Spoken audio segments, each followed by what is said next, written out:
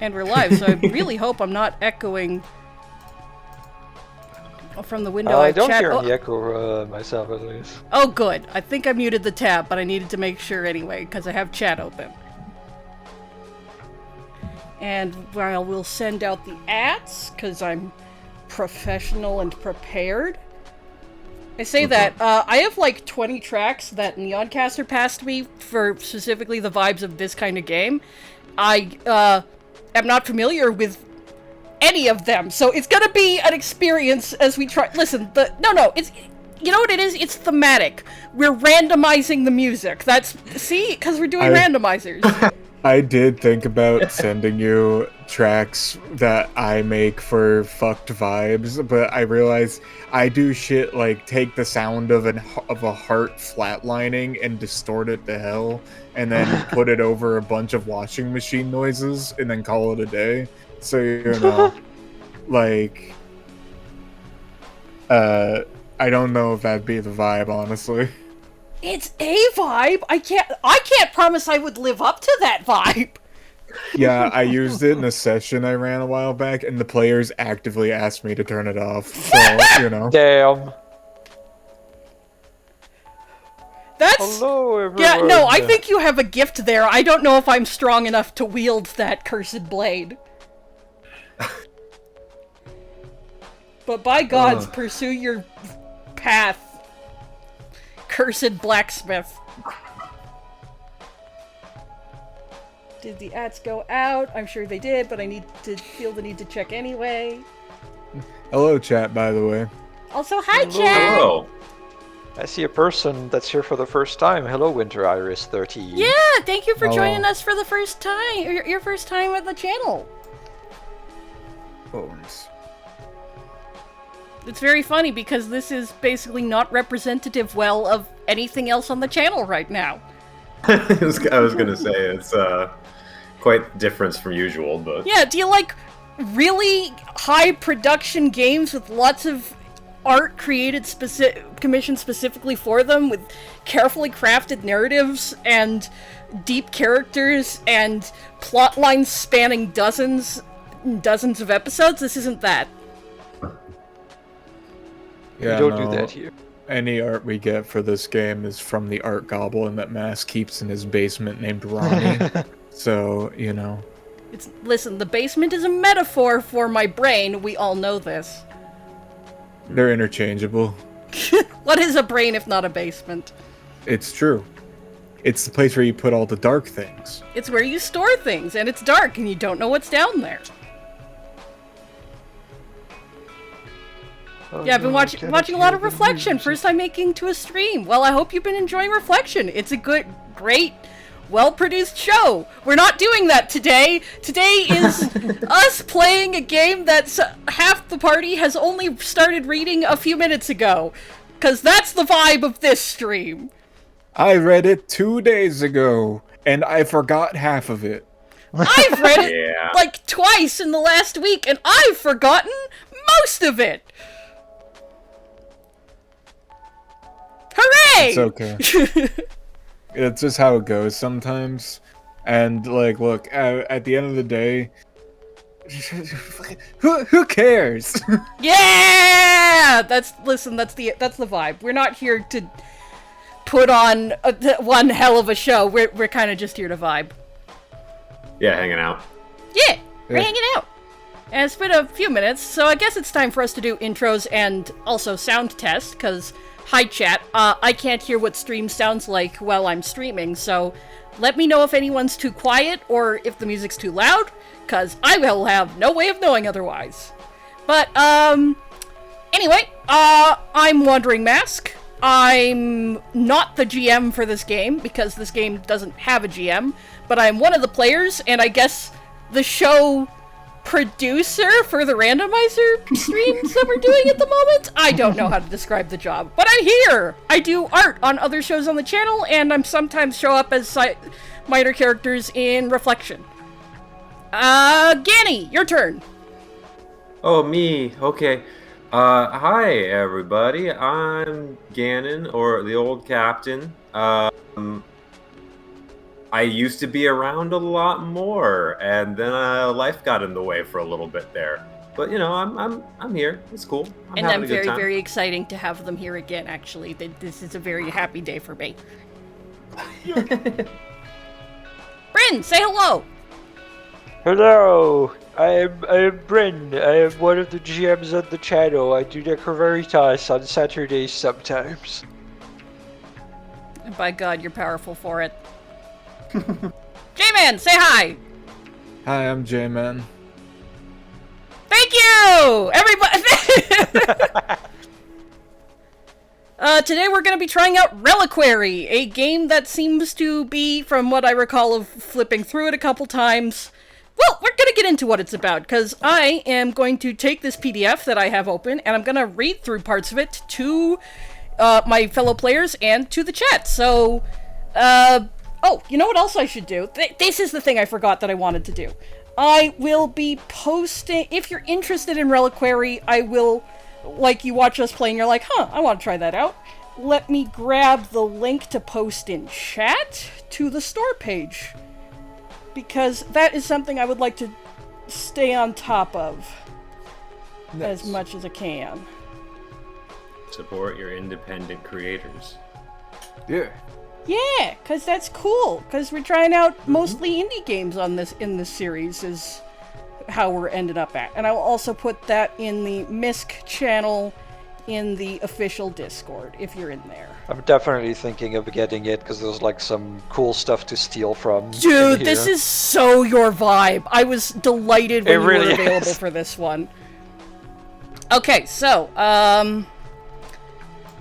players, not all the players have even bothered, needed to read this, and that's, intentional. Part of the point of this is that we don't do a heavy load of prep. I literally filed a bunch of the games that I have in my backlog as, can I run this without doing any prep? And that's the list we roll from right now. So, I'm actually delighted by this. I'm excited to see what everyone does without any prep. Alright, so, time for the introduction. Reliquary takes place tens of millions of years in the future. Civilization has risen and fallen over and over again. The vestiges of 10 major extrasolar civilizations have been unearthed at least. The scattered remains of humanity live in a megastructure called the Coil, left over from a previous iteration of civilization. No one knows how old the Coil is, who built it, or who originally lived there, but it seems ill-designed for humans in many ways, convoluted, unmapped, and difficult to traverse. Civilization is rising again out of the metal and dust of the Coil, but there's much that we still don't understand. We can no longer make the tools that the fortunate have found, relying on the wise devices that can be scrounged or building simple ones. The Coil is made up of seemingly endless strata, overlapping layers of ancient buildings, artifacts, and machines. One strata may house an entire culture, while another is an uncanny beast's personal hunting grounds. You live in the city of Vask, the only major human settlement known to you, and the Britannium is always in need of maps, data, and relics from past civilizations. Players create wanderers to try and deliver them, motivated by duty, honor, or profit. Then we have a page that talks a bit about safety tools and talks about the intent of the game when you're going into it. Most of us have fair amount of experience playing TTRPGs and are, on the same understanding socially, so I'm not going to go too hard into this, but also... my ads don't actually have the... Did I not at everyone? Don't worry, I'm doing it. I'm on it, but... I didn't at everyone! I was like, I pasted the link! I've done everything! I'm on it, do it. I'm Thank doing you, it right now. oh good, I've unleashed the curse. Yeah, you see, I was like, oh, I better get it done. J-Man will threatened to do his own rendition of it if I didn't. If no one remembers to if you don't remember to post your own ads, then J-Man will do it for you, and whatever that looks like. Yeah. What do you mean August 4th? Yeah. Oh. The Oracle has spoken. What does that mean? Yeah. So true, right, Mask? You know what I mean. Yeah, man, you know. Yeah, yeah, you got it! I understand perfectly. Everything is fine. Yeah. Fantastic. Fantastic. Excellent. No, that's fine. That's fine. I look straight down the barrel of the camera. This is the level of professionalism you can expect from TTRP GACHAPON.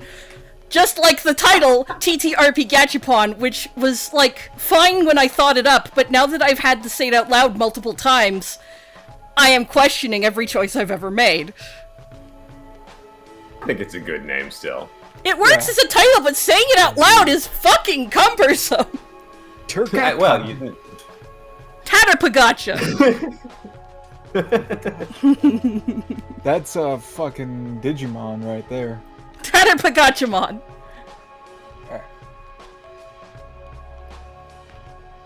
Okay, hi to the folks who just got the ats, because it's fine. It's fine. Everything's fine. They got sent out. We haven't started playing yet. Therefore, there have been no mistakes. None. None whatsoever. Except for the ones that happened. Oh god, you're right. That's a date in the future, 2028. I have to mark that on my calendar now for, I don't know, some purpose or another. Yeah, probably. You gotta be ready for it. We'll find out. It's coming up on you. We'll find out on August 4th, 2028 is when we'll find out. Yeah. Okay, so, we've just, we got a little bit into the manual, just to the flavor text. We're just talking about safety tools. I will just give the same sort of basic touching on things as before. It's just like, as I did last time, which is, we're all fairly experienced, so I'm not too worried about any of us, like, hitting any snags that we can't communicate through, but just in general, if you need to step away from the game, if you need to pause a scene because it's, like, hitting a point that you're not comfortable with, please feel free to say so, and if you're not comfortable saying out loud, you can post an X in the chat, or you can just say BRB, whatever you are comfortable with. The point of the game is just to have a good time with each other, not worry about smooth performance. So, yeah, take care of yourselves, and I will also recommend for those who are getting into TTRPGs and still sort of learning the ground or playing with a new group, this PDF actually recommends it. The lines, let's see. When role-playing, sometimes the story being told can veer towards subjects that some players might find uncomfortable. I strongly recommend using RPG safety tools, like the X card by John Stavropoulos, script change by Bo Yeager Sheldon, and Lines and Veils, to help avoid topics that people at your table might find upsetting, and to give players tools to respond to those topics. The goal to create a safe space in which to tell your story together, and that's literally it. If you're not familiar with Lines and Veils, if you're doing like a more narrative campaign, like we're kind of just leaping into it today, so again, I'm pretty much depending on all of us having communication and self-responsibility enough to communicate through any snags we hit. But like, if you're doing a full game with a narrative, Lines and Veils can be useful for like, hey, don't cross, this is not a topic that I'm okay coming up with, or Veils is, I'm okay with this, but I don't want to be facing with it directly, or only in certain contexts. It's good stuff. I'll try to find a way to condense the safety tools talk, since I'm gonna be giving it at the start of every session. But yeah, have fun and take care of yourselves while you're playing. Yeah. Very Okie important. doke.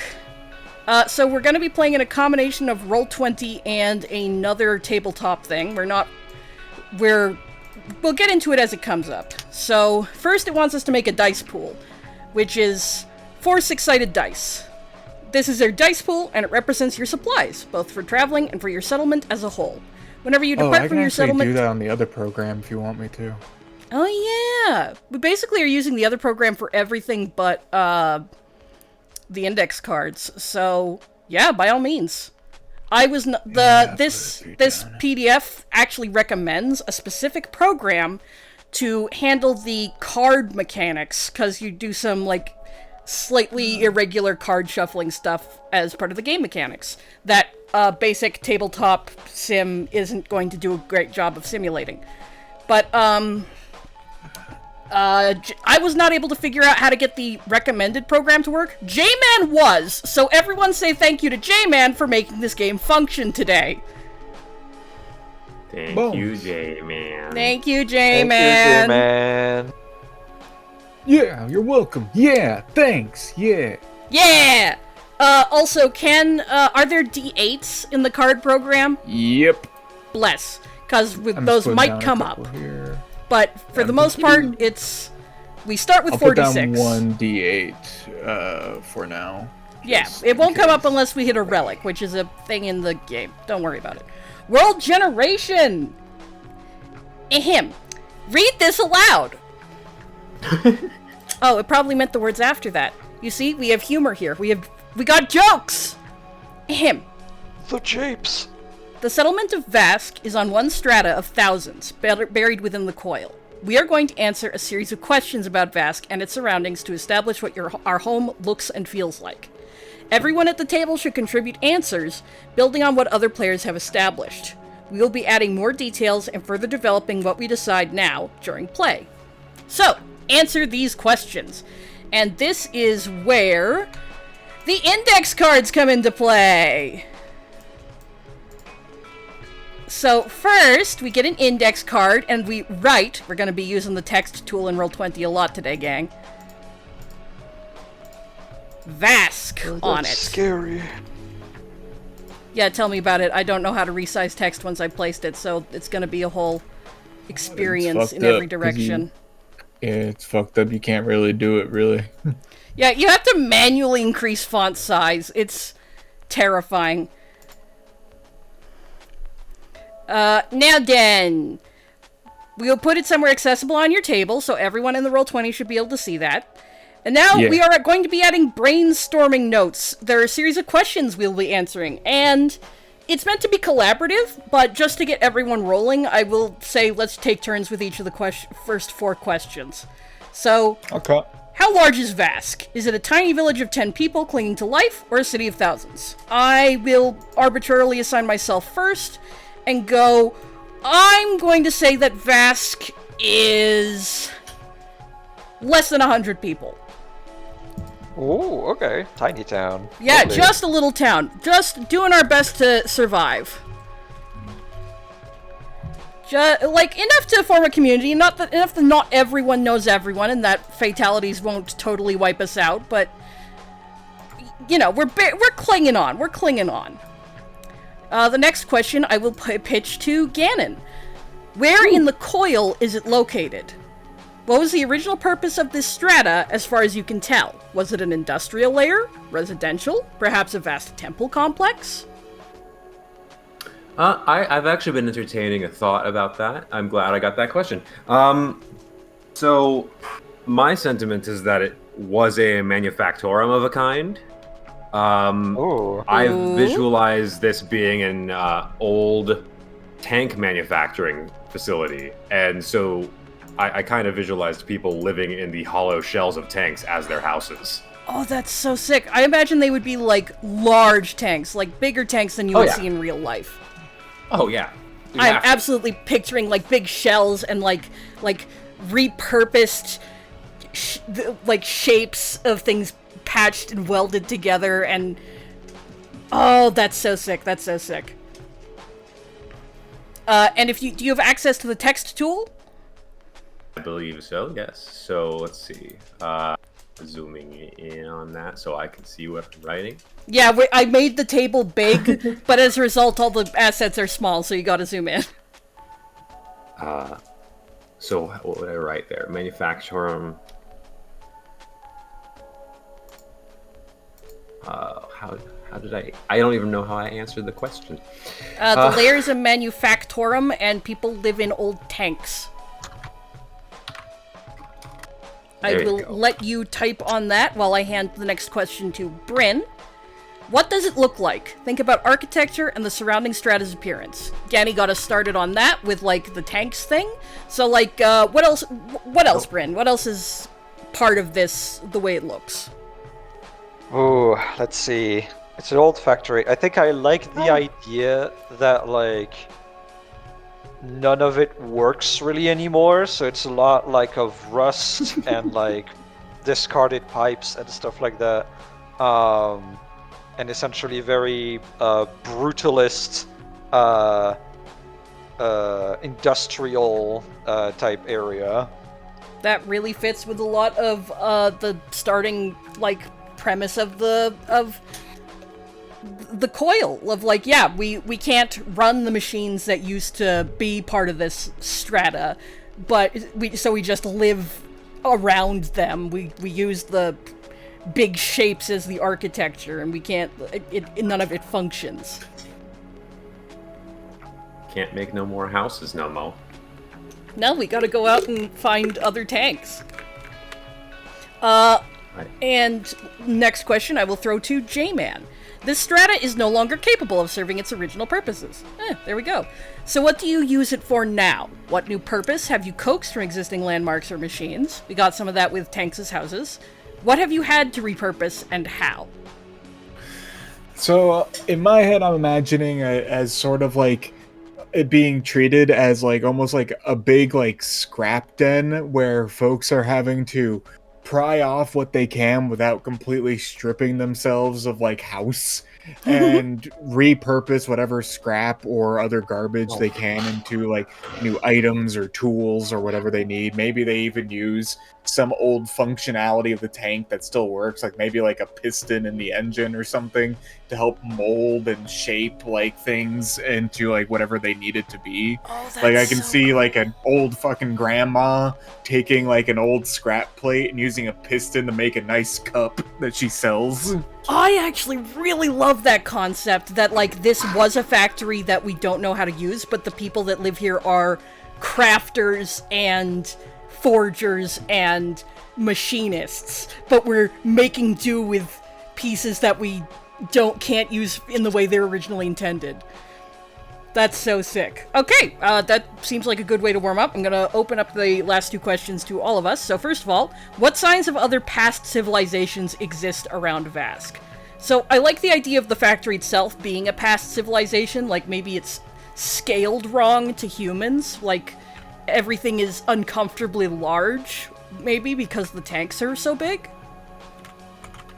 Yeah, I can see that. Like, I with that in mind, I would almost see it as like humans aren't the native populace of that either. It's like a bigger populace where the tanks would be normal size for them, but we're here now. Yes!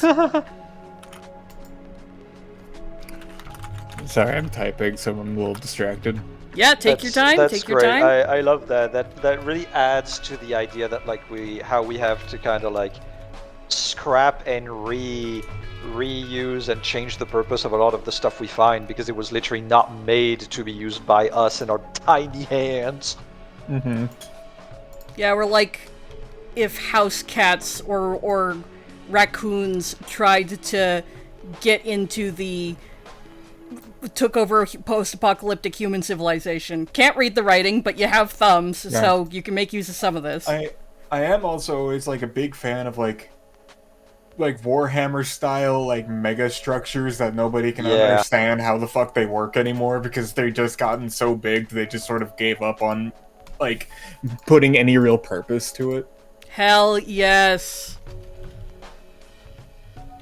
So there's like just stuff around that we don't even know what it does, like machines that might still work, question mark, as in they light up and do stuff, but we don't know what it's for.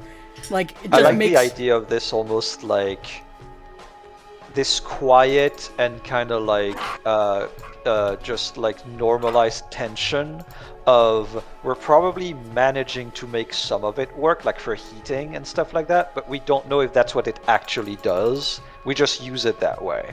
So there's always kind of the tension of like, yeah, the heating system that we have could be a machine that's supposed to do something else, and we don't know if one day it will just start doing what it's supposed to do and kill us all in the process. Yeah, it's like, well, this machine makes a weird noise, but it generates heat, and we need heat.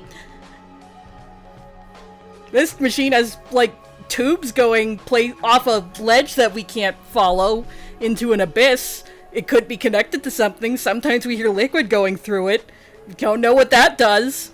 But you know, it can generate water, so that seems to be safe to drink, so we need that. Yeah, no, we're merely drinking the condensation out of the side of some fucking water cooling system. Exactly. Yeah. It's just like it's the little tap on your water heater that drips water, but the water heater is something much more dangerous. Yeah, and we don't know what lead is, so you know that's not a problem. It's fine. Yeah. The average life expectancy is at least 2 digits. Who needs more? Listen, it's called flavor. I don't know what to tell you. That's true. That's just what water tastes like. If it doesn't, that's how you know it's good. Yes. I'm imagining that our people have like a fucked up vision of what water is. So like when they get actual clear water, Yeah, they they take a fucking sip of shit it and in, they're like, they're what the fuck is this? What the fuck is this? Oh, that can't be good. It's That like- shit's poison. Don't drink You that. know What did you how, do to it? You know how so people who have like sugar or caffeine addictions, because they drink soda all the time, when Yeah. they drink water, it makes them fucking sick. Like they get nauseous. Oh god, yeah. I'm imagining that, but we drink water and we get the equivalent of like some kind of fucked up Eldritch Benz. Really kind of supping upon the nasty lead water. Water's supposed to be opaque, right? Yeah. That's how you know it's I good. got it. Yeah. Yeah, a little bit If my chalky. water doesn't have a little worm swimming in it, I don't want it. Listen, if there's stuff that's alive in it, that's how you know it's safe. Yeah, it's called cultivating my gut biome. I'm getting this picture of our civilization as being a little bit off. Like every single individual just has to, and it's like, yeah, no, this is normal. That's healthy. That's listen. We're you not gotta exactly the healthiest of people, is what I'm getting from all of this. listen. You Yeah. need when all your teeth fuse into a single block. That's when you know you're an adult. Yeah, you know, like, sure, like, I'm cooking my steak on top of this old engine, but the oil merely is color and flavor. It's like soy sauce. I love the idea that we're both slightly fucked up, but also like have some kind of super powerful immune system to have It's that's just mutated. evolution, right? Like we've been here for so long that it's like. On the flip side of the coin, you know, I really understand why there's less than 100 of us left. Yeah, right. Yeah, no, it no, it's turns. like We that. actually had like 10 times this, but over the last couple generations, have been rough, man. Oh, okay, yeah, Fucking awesome, molasses awesome. flood, but it's just our fucked up water supply. Finally, what external and internal threats does Vask face? Write down 3 answers. Okay, so internal threats, I think at least one of which is water diseases. I think the water parasites are getting bigger. That's it, they're getting bigger! They're not part of a balanced diet anymore. Now they're like, they jump at your face and it's hard to drink the water. Yeah, but we can still eat them though. It's Yeah, like that it's just like takes eating more eels. Yeah, yeah.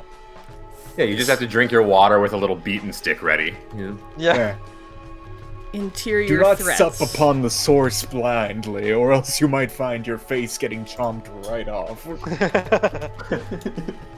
Keeps you fresh, keeps you focused. So I have a suggestion for another threat.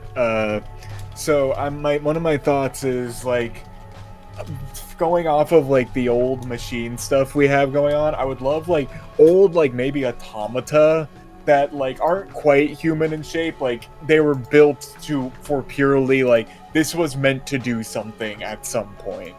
But they are wandering around like shambling, but they've got some kind of robot madness going on. Oh my god, That yes. is like that is causing them to be like hyper violent and just attack and jump on whatever the fuck they see. It doesn't matter what it is. Could be humans, could be each other, who knows. Fuck yes. Okay, so I'm gonna put rabid automatons. Ooh, do we want the automatons to be part of the previous civilization so they're like big? Or are they I another think so. outsider and they're closer to human scale? Yeah, well the great things, I believe there's a future prompt we'll get where we can answer that. Ooh, Nice. good point. Let's just leave it ambiguous for now. Alright, what's another threat? It can be interior or exterior. I like the idea that since we don't know how the machines actually work, one of them is starting to do something we don't understand. Ooh. Yeah. It was making a noise, now it's making that noise more and louder. It's like activating for some reason. Something happened, we don't know what it was, and the machine is now activating and starting to do shit, and we have no idea what it is. And a central machine is starting to activate.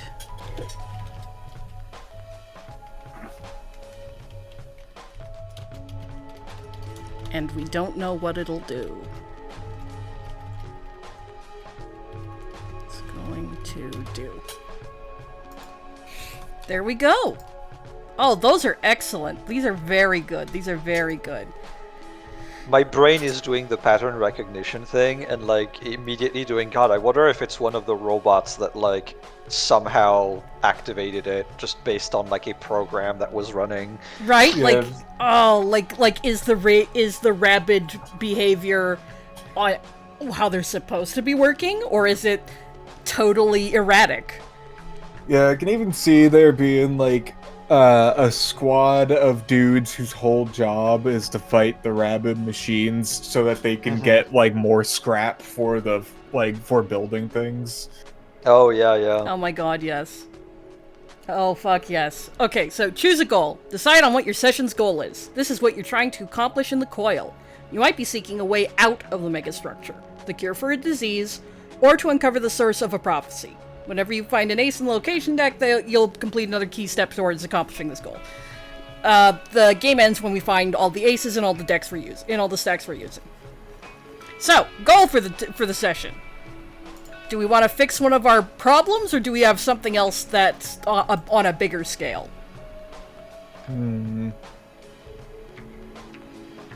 Gotta think about that. Go ahead. I almost think that it'd be like, this place is kind of starting to get a little unlivable. What's left of us should be trying to find somewhere a little greener pastures, as they say. Yeah, we just want to leave. We're trying to find just green out here, man. We're trying to find literally any organic life.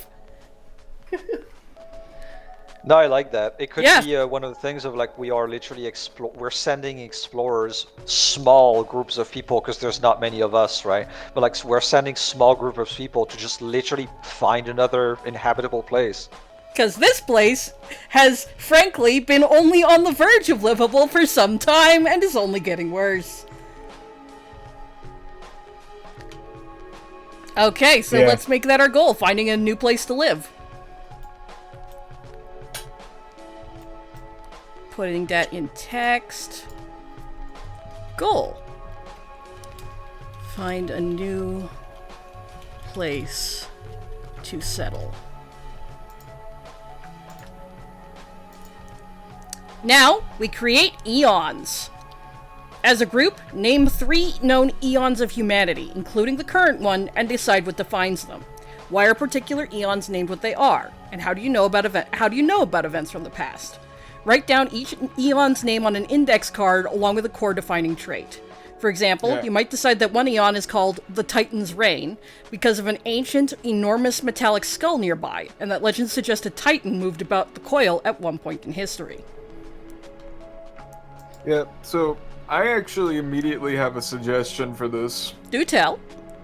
I'm gonna suggest the Eon of Divinity, where my thought is there are like signs around the coil of like ancient like structures that are like clearly like in the visage of some, like, my brain is making it like some fucking divine worm, pretty much is what's in my head. Oh my god, yes. And what's in my head is like, in ancient times, I don't know if it was a machine or if it was organic or maybe a bit of both, but there was this gigantic worm-like creature that like would go around, and it had like, for a head, it just had a big-ass spotlight, pretty much.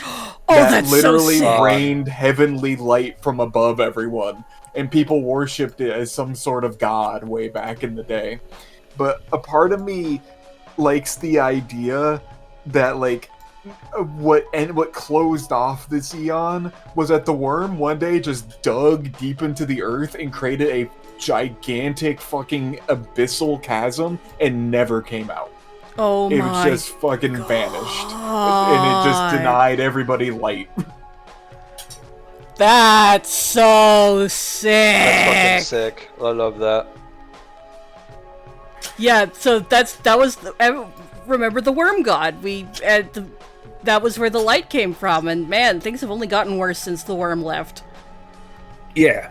Ooh, could that be part of why, instead of trying to solve our problems here, we're like leaving? Are we searching for that thing? We could be looking for the fucking worm. Like, I think we're trying to find where the worm went, but also like we will take anything we can get. Like literally, It could be like, of course the problems are what is making us leave, but the hope of finding something else elsewhere could literally be, well, the worm went somewhere. Yeah, right? we need to. we're gonna- the worm We're gonna left this walk place. the worm path. Exactly. We must clearly that's follow good. the worm. Clearly the worm knows what it's fucking doing. Obviously, walk it's the path light and bringer. We'll find the sun, you know? Yeah. I could Yeah, I like I could already fucking imagine some of the fuckos in the village just being like, we should have left eons ago when the worm left and we're paying for our hubris. Yeah. They're like being fucking like You know the Fantastic. you know the dude in Skyrim in front of the Talos statue Yeah. and Yeah. fucking White Run Yeah. who just screams all day? I just see that guy. Yeah. Fucking worm apocalypser. Oh man. You don't get to the worm district very often, do you? Pushes him directly into the wormhole.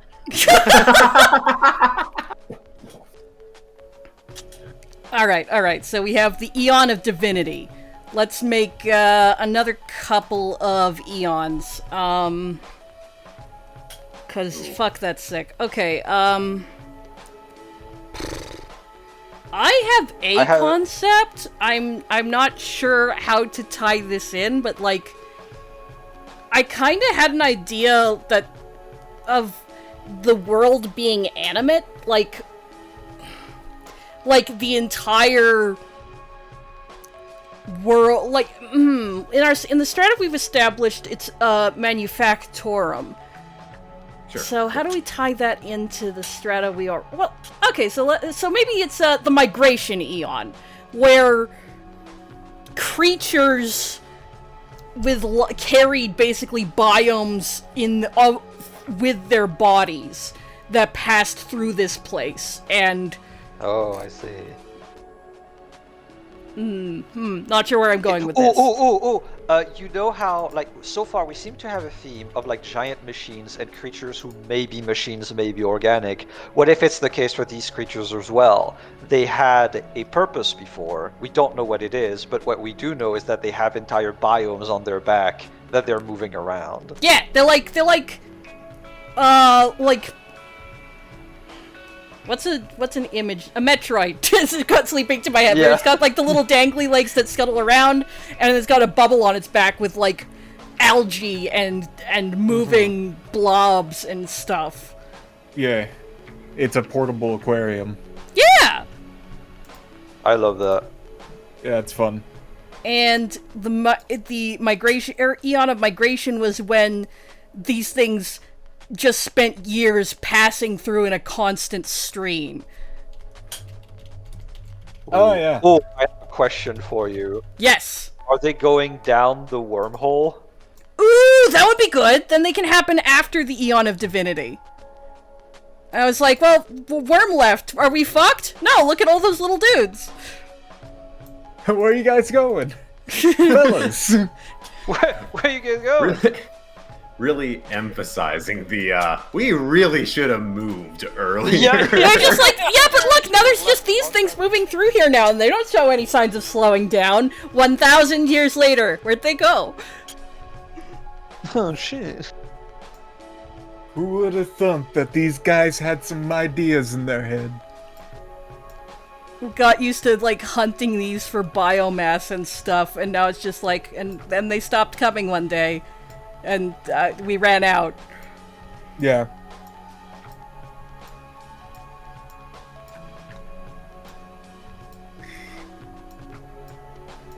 All right, we Damn, still need fucked up another one of the Eon. biome pods took all the dogs.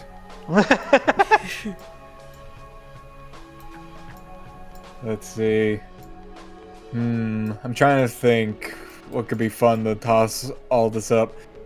I have a suggestion, but I want all of your guys' like input as well, because this would be something that would probably affect everybody's character a little bit. By all means. But Okay. I had the idea of like essentially a mass, like what they would have called an apotheosis with the machines, where humans started literally building machines inside of themselves at a certain point Oh shit! to like increase their survival and shit like that. So this is be like that- everyone's a cyborg. Yeah, like you have some like Adeptus Mechanicus type shit from Warhammer 40k as like an image that's in my head, where you have a guy who like went like, "Ha! I found a way around this water problem. I'll merely turn my body into a water filter as I'm walking around." He solved it. Yeah, he figured it out. That also really ties Yes. into the established idea that the people who live here are mechanists, are machinists. Yeah. Yeah. I am We're very game for that if everyone else simultaneously is. super tech literate and also remarkably incapable of reading the room. Yeah. Beautiful.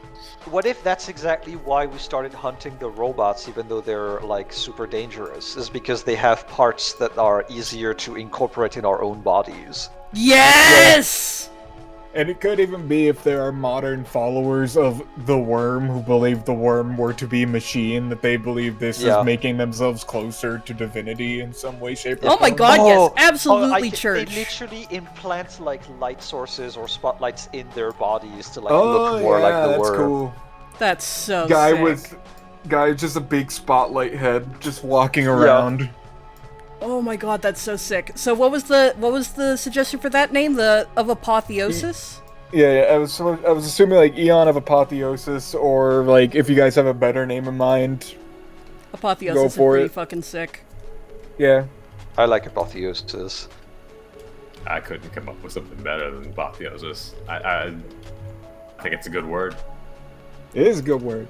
I've played too many JRPGs to forget it. Fuck yeah! It's fair. And Before we continue, I need to use the restroom really Yes! fast. yes, we've been going for about 45 minutes. Everybody feel free to check your water, because we pretty much have our setting now, and like there's still a few steps before we get to character creation, but Be ready to check your water. Make sure there's no parasites in there. yeah, make sure the parasites are of a drinkable size. Yeah, well, you know, that's why you put it in a bottle and you shake it up real good so the parasites get Yeah, knocked yeah, around and they can't resist you as you drink them, you know? Yeah, you don't listen. It's fine as long as you get them down. You just crush them up with your teeth while you're drinking. Water should be crunchy. Water should be crunchy. That's how you know it's good. God, this really explains how we've survived despite everything. Yeah, I'm loving this idea of like the light sources being incorporated in our bodies via technology in a land that is completely dark. Yeah, like that's really what we've created, is that the light is so, like, just not a regular thing on our strata. Like, the worm was the sun, and then we had the little dudes in the Eon of Migration, and they, like, generated bioluminescence, and now we are the only light left. We really should have moved some time ago. We really I- should have. I am having some conflicting thoughts on character creation because there's so many directions this can go. Oh my god, right? Yeah, right. Right? Characters are actually really simple in this game. Like, that's why I said we don't... Like, you are meant to build it after these steps. You are meant to build them... Oh yeah. Like, so don't worry about it too much. And, yeah, like, it's... You basically get a job description. And everything else comes from that. So, we'll figure it out. But don't stress about sure, it too no. much. No, it's more just I have too many ideas. Oh my god, yes! It's too much meat on the fork for what I can't. Too much parasite on the fork. I can't get it to fit in my mouth. The parasite in the water is too big. Yeah. Yeah. If you've ever seen the film The Bay, you know. Oh god. I haven't, and now I'm scared. Yeah. Yeah. Oh, good. You should be. Oh, good. Are we Isopods. Are we good with this lineup of chronology? The worm was the Eon of Divinity, the isopods and the moving biomes were the Eon of Migration, and the current Eon is the Eon of Apotheosis. Yeah, I'm good with that. I'm down with that. Hell yeah. So I've already got them in order and don't have to move them around. Arrange these 3 Eon cards into a timeline in chronological order. All good. Okay, now we generate locations. And I have figured out a sort of way to do this. So each character should write down 2 ideas for separate locations on blank index cards. This is not physically possible within Roll20. There's apparently a way to get it to work in the card system that the PDF recommends, but we didn't figure that out in time. So I did figure out another way of doing it. So when we do this, everybody privately write down your answers, your 2 locations. I'm gonna set wormhole aside as one so that we don't get multiple people doing wormhole. So right. But so keep wormhole will definitely we can like set aside as a special location. Hell, maybe that's where the settlement is. But yes, so write them down and then number them, and we'll just remember which one is 1 and which one is 2, and keep that on you privately until I call on you. Okay, so I'm writing mine down now. Nice. Okay. These should be relatively close to Vask, but outside of the settlement itself, and can take almost any form. Weird, surreal, or enigmatic ideas are encouraged. Describe the location and draw something to represent it. I'm gonna say that's optional, since...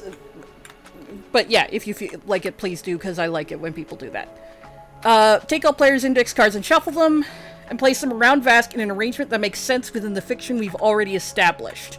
If your coil strata of the coil is along an ancient railway, these extend from Vask in a straight line. If Vask rests on the precipice of an artificial cliff, they might be spaced around on one side. It's so, yeah, what do we think?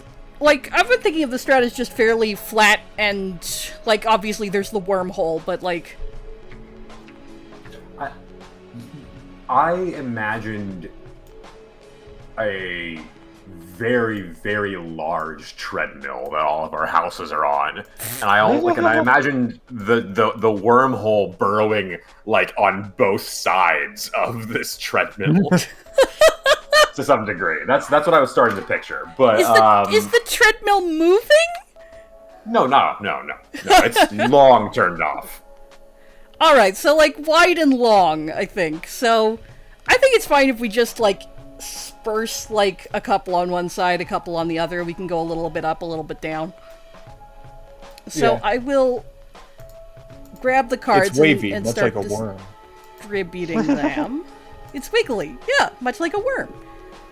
Now, where's the dex? Here it is. Praise be the most holy shape, the worm. The worm! I'll praise the worm. You know how there's like people who have like photos of Jesus all over their house? And you think there's people who just have photos of like just regular pictures of worms just around their home and they pray next to them? Well, like when you're like really dedicated religiously and you dance the faith, that's the worm. It's the worm. It's true. You're doing the worm. That's the It's sacred perfect. dance. It is, yeah. It does sound like a nightmare with all of our machine parts, though. Yeah. Clank, clank, clank, clank. It just kind of sounds like tin cans being rattled really aggressively. Okay, I've gone Yeah. with a wiggly line. Are we comfortable with wiggly line? Yeah, I'm down. Yeah, wiggly lines is right. Nice. Okay, now I need to write down my 2 ideas for locations. Oh. Struggle with a good second one. Yeah, no. Oh, I think I Okay. was like, I have no ideas, but then I came up with an idea. So, let me make sure that This shouldn't show up in OBS. Okay, yeah, because I wanted to get revealed to chat at the same time as everything else. So, number 1 is going to be...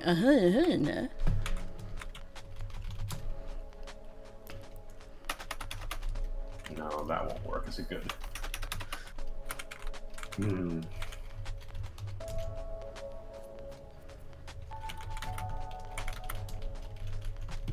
Okay, I got my 2.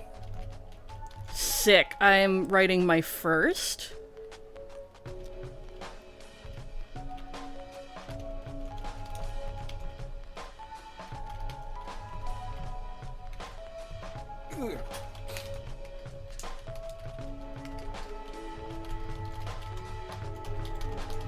Oh my god. I mentioned earlier, like, the grandma who makes cups, but I can imagine her making little figurines of worms for you to put in your house. You make the worm figurine is the first thing that all the kids learn how to make, is because it's easy. No, it's like because it's Gunpla, sacred. man.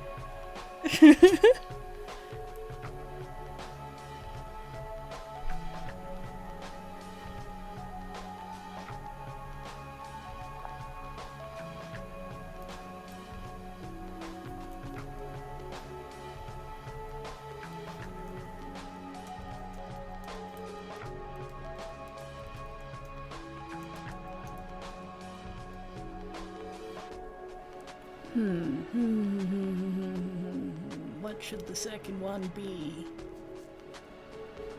It's hard. It's hard, isn't it?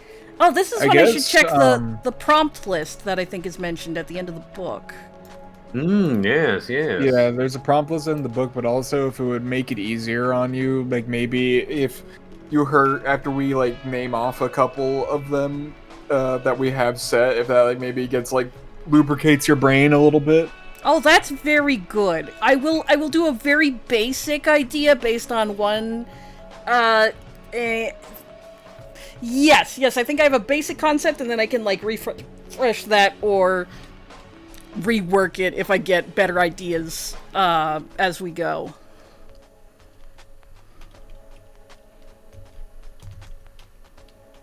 Oh, my bones. There's just that little bit of me that's like, oh no, what if somebody came up with the same idea? I'm literally right there with you. If they do, then we can tie that into the lore. It's fine. Yeah. Out of that, we can do. Don't worry. They doubled down actually. Yeah. They made 3 meat packing plants. Who could have thunk? In the middle of the tank manufactorum. That's what all of the parasites got turned into burgers back in the olden days. Parasite burgers used to be the talk of the town back when we knew how to make them. You know, it was fucked up when they found old tapes of like Alien, and then they watched it and they went, "I don't get it. Why are they so scared? That's just a snack right there." They're wasting food. Yeah. Mm. Look at that tasty little morsel. Okay, Oh, I've got my suck it 2 up like ideas a written damn down. noodle. Now I have to find where Right. I was back in the PDF because I jumped way too far ahead. Generate locations. Ooh, found it instantly. They give a play example, but I think we're good. Let me just make sure I haven't I missed any. think I got my ideas. Nice. Yes, okay. Generate locations. These locations don't have to tie into their established eons, but they can. You'll be fitting these locations into the timeline as you play, so you don't have to decide this now. All the locations together constitute a strata of the megastructure. If you explore all the locations on the table and decide to continue play, or have not found all the aces in your game, generate another set of locations to form another strata. You'll be adding playing cards, called aspect cards, to these locations. These represent things you'll find there, including natural features of the area, buildings, ruins, and other people or creatures. We're basically going to get more prompts as we interact with these locations in gameplay. There's some advice for playing online, including the tool J-Man got working. Play example... Yep, we're good to go. Okay, character time! Characters. Give your wanderer a name and pronouns. Answer. What does your wanderer lack and hope to find by wandering the coil? How are the threats facing Vask personal to your Wanderer? And what secret or legend about the coil does only your Wanderer know? Yeah, and this is where we choose our class, quote-unquote. Well, it's not really class. They call it a perspective. It's basically that. It doesn't affect gameplay as far as I can tell. Yeah, choose a and perspective. if you're interested... I was just gonna say, if you're not 100% certain on who you want to play yet, near the end of the book, they have a little more info for you. Yes, the last couple of pages are prompts based on different perspectives. If you don't have a clear thought of what you're going in with, which I will probably take a look at. Perspectives. Engineer fixes and builds things, seeks scientific solutions. Definitely plenty of room for that in the world we built. Seeker keeps lore, rituals, and beliefs. That'd be probably one of the people with spotlights heads, or some other form of light emission, I think. Guardian, find ways to keep Vask and its people safe. Treasure hunter seeks valuables, often for themselves. Researcher discovers and preserves the past. Scout maps the coil, finds the best and safest paths. Artist tells stories, creates culture. Doctor heals and hypothesizes, tries to help. Descendant reminds you of someone once important. And tradesperson works a trade. So, does anyone have a strong sense of what they want to start with? Because I do not, and I'm happy to throw if anyone has an idea that they want to go with. I was kind of leaning towards artist, but I'm not, like, married to it. Artist, sounds good, sounds good. I'm... Honestly... Oh, go ahead. Oh, I'm leaning towards Scout, just on gut pick, because it's hard to make decisions. It's fair. My brain was going towards Seeker, personally. Ooh. To play some Madman shit, but you know. Hell yes! I was thinking of researcher to, like, try to understand what's around us to find new ways of survival. That's so good. I'm so happy that we each, like, picked a different thing already off of Guts. So, yes. You don't have to flesh your character out very much. Like, if you do want to, please go nuts. But I'm just gonna go in with the base Scout concept. The prompts at the end are also specifically, like, will come up in play. So I'll probably be flipping back to this page a fair amount, chat.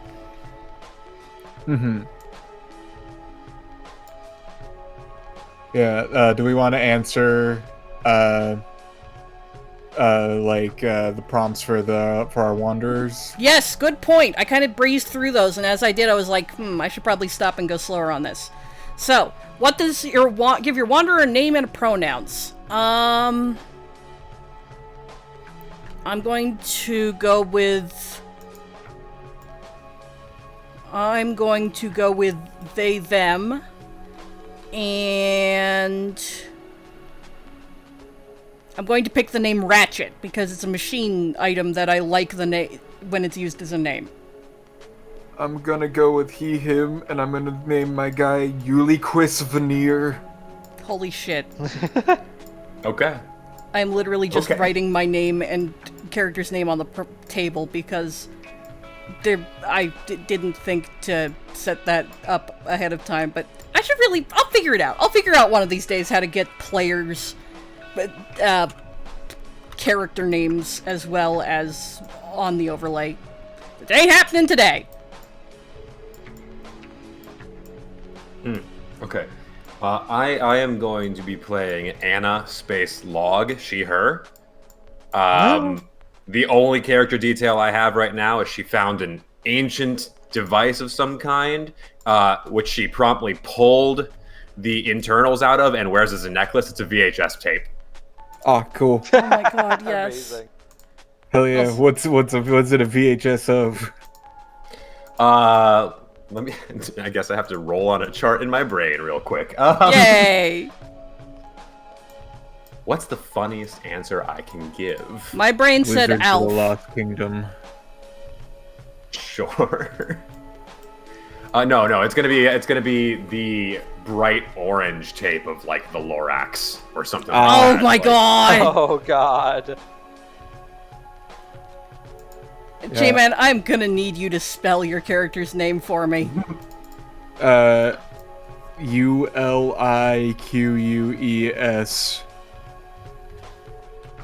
That is a name right fucking there. Yeah. I love it. For my character, I have a few ideas for the other prompts for them. For like the other Wanderer prompts, if we're ready to start answering those. Bryn, did you have a name and Bryn. pronouns for yours yet? I think it's gonna be a he, him, and I think his name is gonna be, as looking for various name generators, I kind of let it Vuvu Yol. That's his name. Elaborate? So is that like VU or what? Yeah, it's VOOVOO and last name Yol. Like Y apostrophe y'all? No, one word. Vuvu y'all? Beautiful. Yeah. Fantastic! Couldn't be JoJo happier. character. Let me check my OBS to make sure to put these in the same order as I have our players. Oh. There we go. He is the son of his wonderful father, Vu Yol. Vu y'all? It is tradition that they add a Vu from father to Oh son. god, may this man never That's- have offspring. Yeah, no, this is what they call like a generational blood curse, actually. Yeah. This only happens if you fuck up. This is like you're bearing the curse of your family. It gets heavier every generation. Also, thank you, Piff, for the raid. Also, thank you for the Thank raid, you for Piff. the raid. Hi. We've not actually started gameplay yet, so it's not a bad time to come in. We're just getting our characters named and going through some narrative prompts for them. The next one of which is, what does your wanderer lack and hopes to find by wandering the coil? Huh. I have an answer to this. By all means. My wanderer lacks unwavering faith, Oh my god! and they hope to find, via following the path of the worm, to truly solidify their faith through and through. They're trying to find their faith! Holy shit, that's amazing. Damn! Okay, yeah, shit! God, what does my wanderer lack? Let's go with purpose.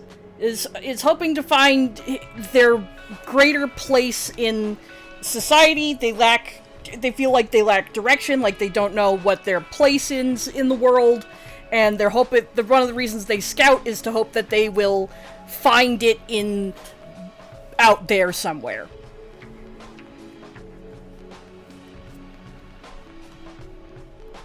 Also, Bryn, you're a seeker, right? I am a researcher. Researcher, that's it. And J-Man is a seeker. Yeah. And which is and Analog is an artist. Hell yes. Okay, next, Ganon. Analog. What is Analog missing and looking for in the coil? She's missing her inspiration, man. Oh, She shit. needs a muse. No, man. I get it! No, she's so real for this, actually! Following the worm is my muse. We're gonna see where it goes.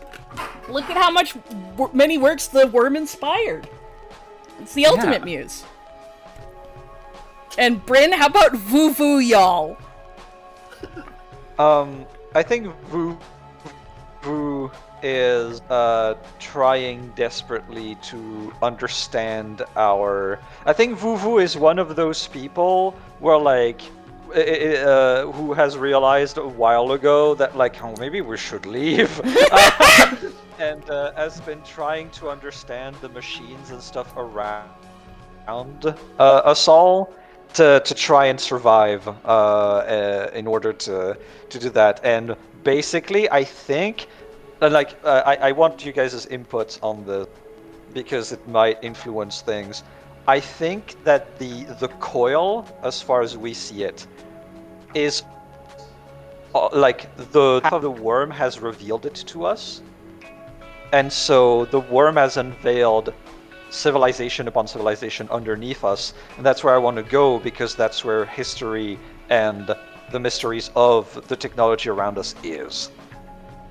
Heck yes. Oh, So yeah. Yeah. that rules. That rules. That's Yeah, great. absolutely. I like it. All right, next question. How are the threats facing Vask personal for your Wanderer? And I'll remind everyone of our threats. The interior threats are the parasites in the water are getting bigger. They're too big to drink comfortably now. You need a whacking stick. And a central machine that's like big and part of the architecture has turned on, and it keeps making noise more and more, and we don't know what's going to happen. And then there's also the rabbit automatons outside.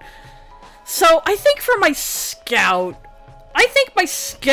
has probably, like, we had it's the Eon of Apotheosis. Everyone is integrated with machines, like, just as part of the normal culture. I think my scout lost part of their body to a rabbit automaton, but, like, it was a leg.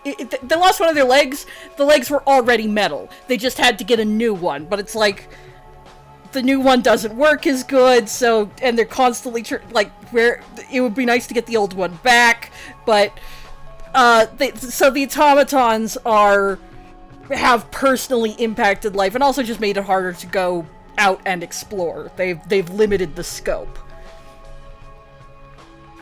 Yeah, that sounds good to me, honestly. I like that. Yeah. I like that. Yeah. Ganon, you got anything? I think the central machine is really harshing my mellow. It's like messing with the harmonics of my artistic creations. Again, no, she's so real for this. Listen, try to work on your projects when they're doing construction outside.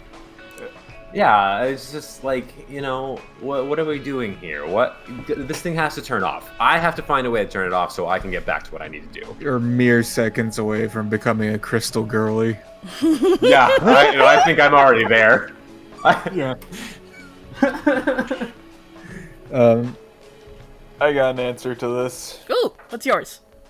So, the way I see it is, in whatever fucky religion my guy follows, The Wormlight. the machines malfunctioning and acting the way they shouldn't is because they are blasphemers. They are ones that didn't get to follow the worm to the promised land. They suck. They're whack. God. And a concern of Euliquis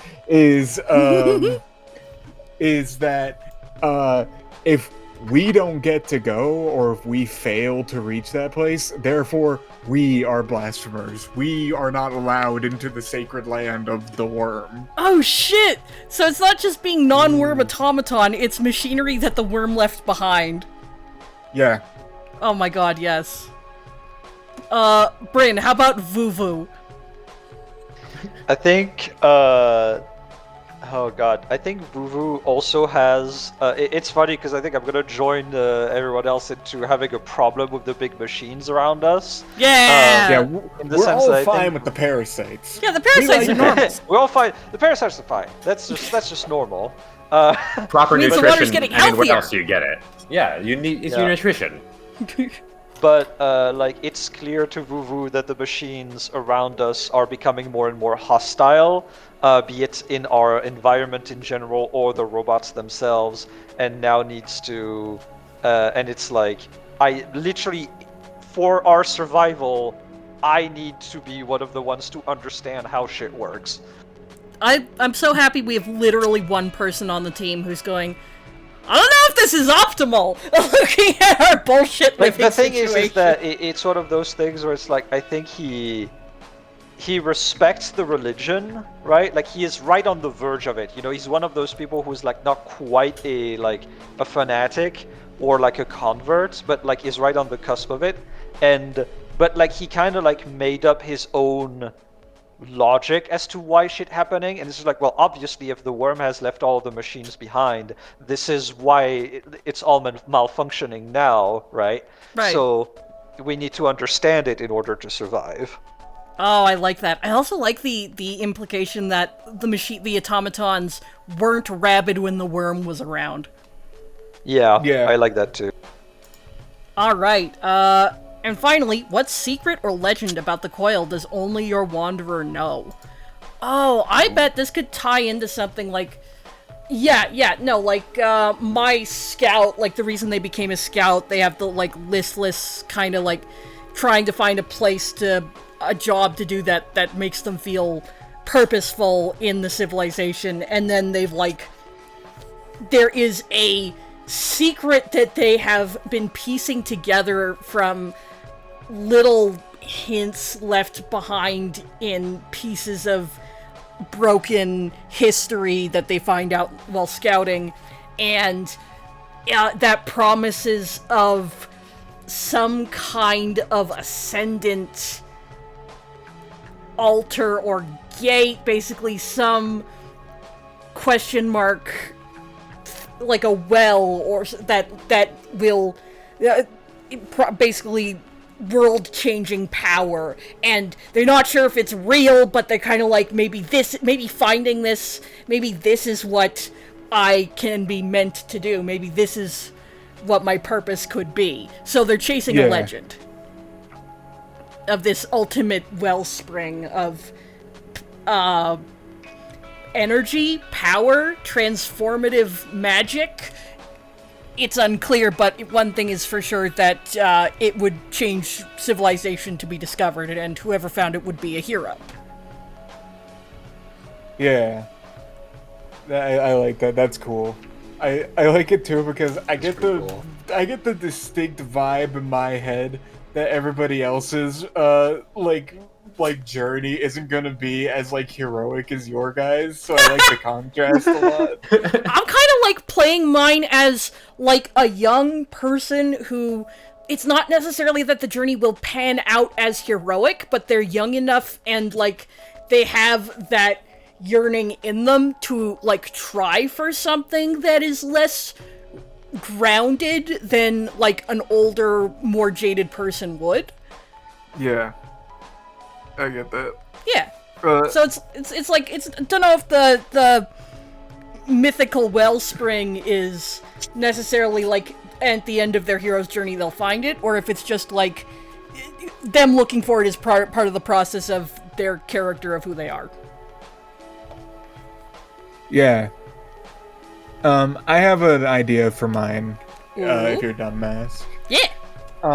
So, the secret or legend, I think Uliquis knows about, is that there are whispers amongst the, like, whatever, like, the religion or churches, or even maybe just among the townsfolk, that these parasites that are appearing, these large, wiggly things that are suddenly growing, may be signs of a new second coming of the worm.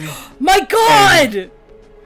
And Uliquis and like Uliquis's like religion and those who follow it are like, that shit's stupid or dumb, but Uliquis, deep down, there's a part of him in doubt. He is concerned this might be true, because it could not only overturn everything in his mind of like how he has all this set in stone, but it's once again him testing his somewhat shaky faith that he is trying so hard to steal. Oh my god, yes! Yes! The portent of the worm's return. Could it be real? What does that mean if it is? And we're eating that too, so that's fucked up. That's fucked up. Yeah, it's like, wait, is this blasphemy? A bit late for that now. The water parasites are traditional now. Oh man. Ganny, both I'm have throwing to such- you. Oh no. Y'all have such great ones, and here I am sitting like, what? What does Anna know? And what could possibly be? It doesn't have She to knows be about true! trees, man. It's in her necklace. She Yeah! found the So, like- secret to digitize analog to digital. Oh my god. Her Oh, secret clear twin click 3.0, by the digital. way. Sorry? Yeah, I think in the Aeon of Migration, one of Anna's ancestors, who she convenes with every night, Fuck yes. in her meditations, discovered a impossibly beautiful shade of plant that, when crushed, could be used to make like the perfect purple paint. Oh my god. And that's that's somewhere down in the wormhole that is following the worm. Purple paint has famously been really expensive and hard to make in real life history, Yeah. so I'm Yeah. really liking that. Yeah, You can't That's that's escape. the best I got. No, I love that. Mask and graffiti at the bottom right corner of the screen. My god, thank you for telling me I need to see these. No, it's not great. It's not amazing. It's just... Thank you. That needed to be I just recorded felt for like telling on posterity. you for no reason. Good. No, this is important. I need to archive this in the VOD. Okay, Bryn. I think, God, I hope I'm not like impeaching too much on like bigger stuff, but I think I'm the more I'm thinking about it, the more I think that like the Vu family, or that Vuvu is a part of, was called this because they got so into mechanizing themselves that there is like a Vu sound that's constantly happening.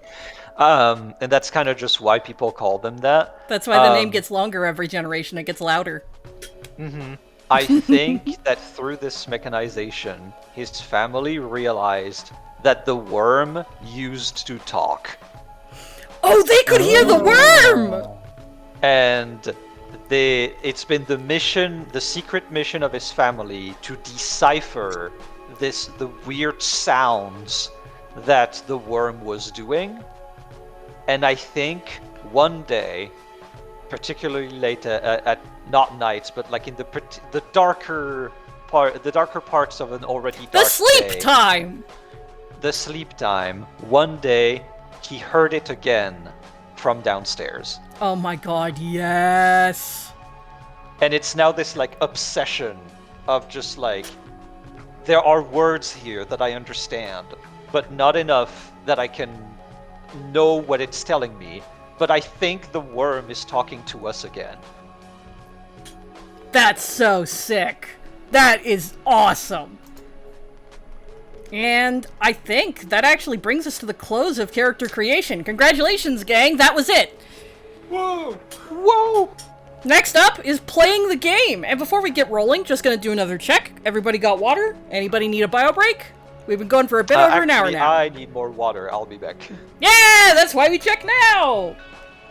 Yeah, too. Hi, Chad. How's it going? Before we start, I'm gonna quickly use the restroom one more time. Yeah, everybody go prep. Chat will get to hear me have a snack because, by God, we're not worried about production value on this stream. Hi, chat. How's it going? Are you enjoying Reliquary so far? And by, like, I know we kind of just did the setup, but, like, that kind of is the game. Like, we've been doing the game. The next part is just adding cards and dice.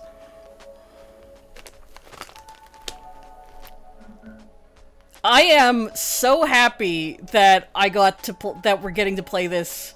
I knew, especially, like, I knew going in when with this group of players that we would get some absolutely phenomenal stuff, and yeah, I was just right. I'm right about everything.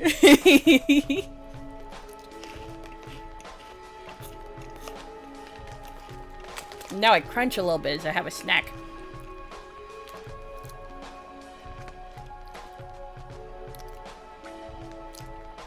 Heck yeah, heck yeah.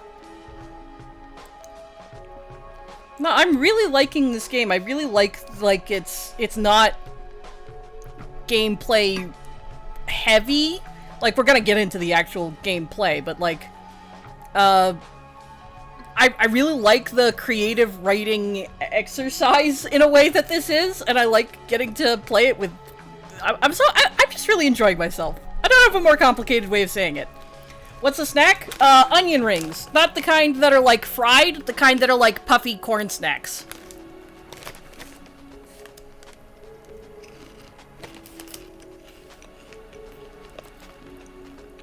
Everyone else has such well thought out, very important figures to this culture in a conceptual way. Well thought out, sitting important here- figures. Listen, there's an ending to my arc where my person just has a realization that they've been chasing a fairy tale because they want to feel important.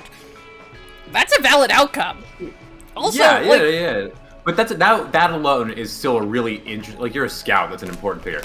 I'm not saying artists are unimportant. As an artist, yeah, I'm me clenching my stylus and looking at you with big scrambled egg watery eyes. Art not important? No, not at all what I'm saying. But I don't think I made Analog a very important artist. Oh no, how dare you come into I- this stream with the exact energy required? Yeah. My bad. Yeah, how I dare should- you come here to have a good time? The audacity. Oh, yeah. Listen, we need I'm- someone that isn't sad or edgy. Yes! That's true. And all those crystals are really going to bring something to the table one day, I'm sure. One day in the course of days of this game.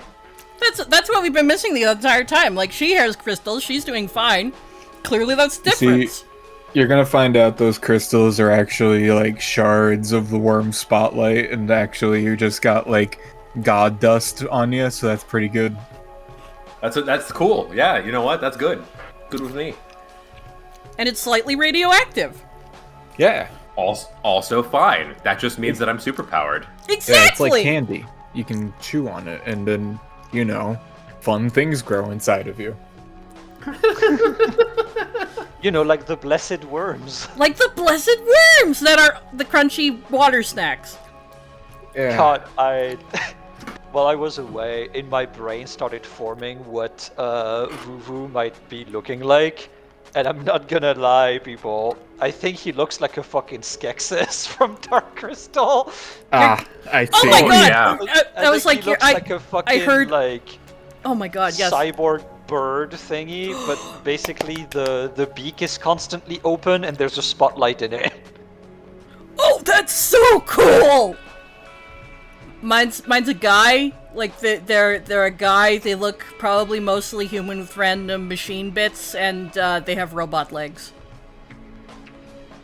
Yeah, I see Uliquis being like, I see them weirdly, like, they've replaced their eyes with, like, mini spotlights, so basically flashlights, and Oh my god! and I kind of see, kind of like how like a priest would be wearing, like, a cross around their neck. Uliquis has, like, a necklace that's, like, super wiggly, like a worm around their Oh neck. my Oh, god! that's fun. I kind of just see them, like, in, like, shitty robes hiding, like, that, like, just, like, massive chunks, like, maybe, like, their lower left rib section just has, like, bits of machinery poking out. And, Oh, very like, cool. I think, like, their entire left arm is just, like, a machine arm at this point. That's so sick. Yeah, I'm Such checking. great descriptions. Ganon! Mine is human being with legs. Yeah, I know. Lower your I bar. Some would call that a human. Yes. Yeah. Yeah, see, I don't even know that my character's human. I don't know what's going on here. I don't know. I could randomize it for you. No, I actually visualized her having like a radio built into her that she Oh, just turns on to Oh, listen to fun. music. That's so cool. That's awesome. I imagine, like, She gets Uliquis- broadcasts from God knows where. I imagine Uliquist is like the one gathering everybody here to go on this pilgrimage, and Uliquist goes up to each of them, goes, "Yes, you, Ratchet. I need your ability to get places nobody else will ever be. At Vuvu, I need your ability to know what is around us, learn from the land. And you, Analog, I need your spunk." Woo! Spunk is an essential team element. Yeah, I'm literally just here to play royalty-free music out of my body. I imagine there's also probably like one of those like receivers where you can contact somebody, so we can call back to the survivors of of Vask. Oh my Through god, me. that's so Random sick. thing. Okay. If you Yeah. want to have a combined history with Analog, Ganon, what if because you said you receive the music from God knows where? What if Vuvu bothered you many a time before to try to like dial and search the frequencies to try to hear the word I was again? literally thinking this, Oh, like, yeah. like, as soon as Sure, you said, yeah, that's good. as soon as you were like, yeah, Analog has radio, I'm like, mental image of Vuvu just pointing head up at sound of worm from an undiscernible source. So like, so like if the game is adamant that it needs to be something that only one character can know, then Vuvu never precised it. But I do like the idea that Analog is the other one that knows about the Vuvu family secret because of that. Oh yeah, sure. That's not that Analog does anything with this information or realizes it's a family secret. Just like, oh yeah, of course. A song Let's that listen only for they can weird hear. sounds. Turns on the radio and just like switching through and like it's like a theremin. I don't know why, but all that's coming out of the radio while we're in these tunnels is Nightcore, and it's kind of scaring me. Interference. I think we finally found the name of the worm. It's Hatsune Miku. Worm emerges with massive blue pigtails. Alright, if we're all good to go, we can get into playing the game! Whoa! Oh my god. Wow. Okay, folks. Over the course of the game, you'll travel to the location cards you placed around Vask, and explore them by rolling dice. At each location, you'll have a chance to acquire both knowledge of your strata and additional supplies before returning to Vask. In Vask, wanderers have the option to return to Vask after each location. When you do, each player should answer a prompt from the Vask table, narrating a short scene alongside it if they like. These questions allow you to explore Vask's community in detail, checking in on changes that may have occurred while traveling. While in Vask, players can create story events that impact the overall narrative. Each player should have their character voice an opinion, informed by their individual perspectives. You do not need to definitively determine how things play out. The priority here is making space for characters to advocate for their views and priorities.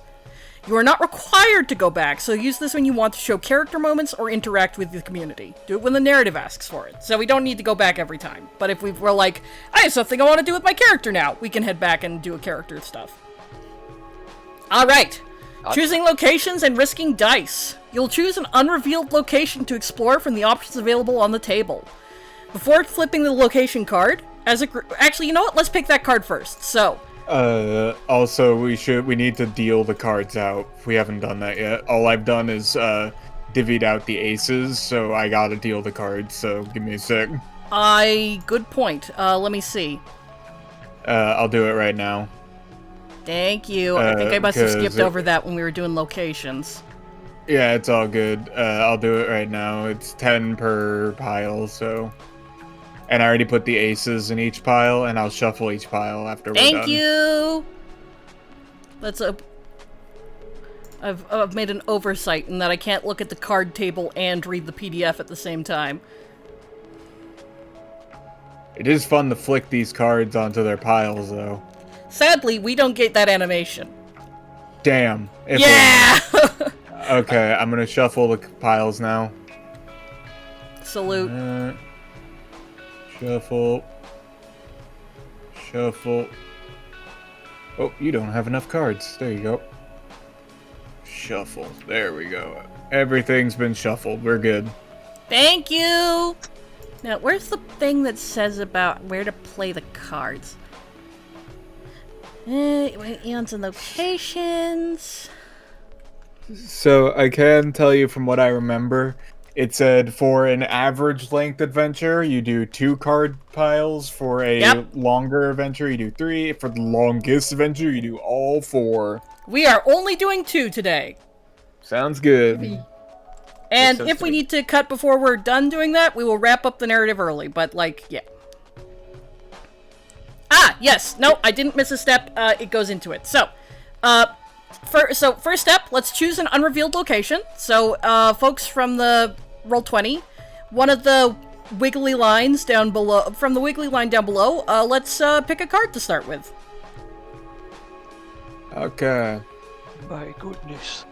Ooh, Desno in chat says, I think there's a way to give everyone the animation, so I will quickly check to see if that's something I can see without thinking too hard. I think it's not the biggest deal, because, like, I don't think we're going to see the animations anymore now that we've already dealt the cards. Yeah, also, I hopefully didn't show the room code when I was mousing over the options. If I did, chat, please be polite. I don't... Yeah, it's fine. Be polite, or I will ban you. Yeah, basically. I don't think I showed the room code, but you know. Anyway, so,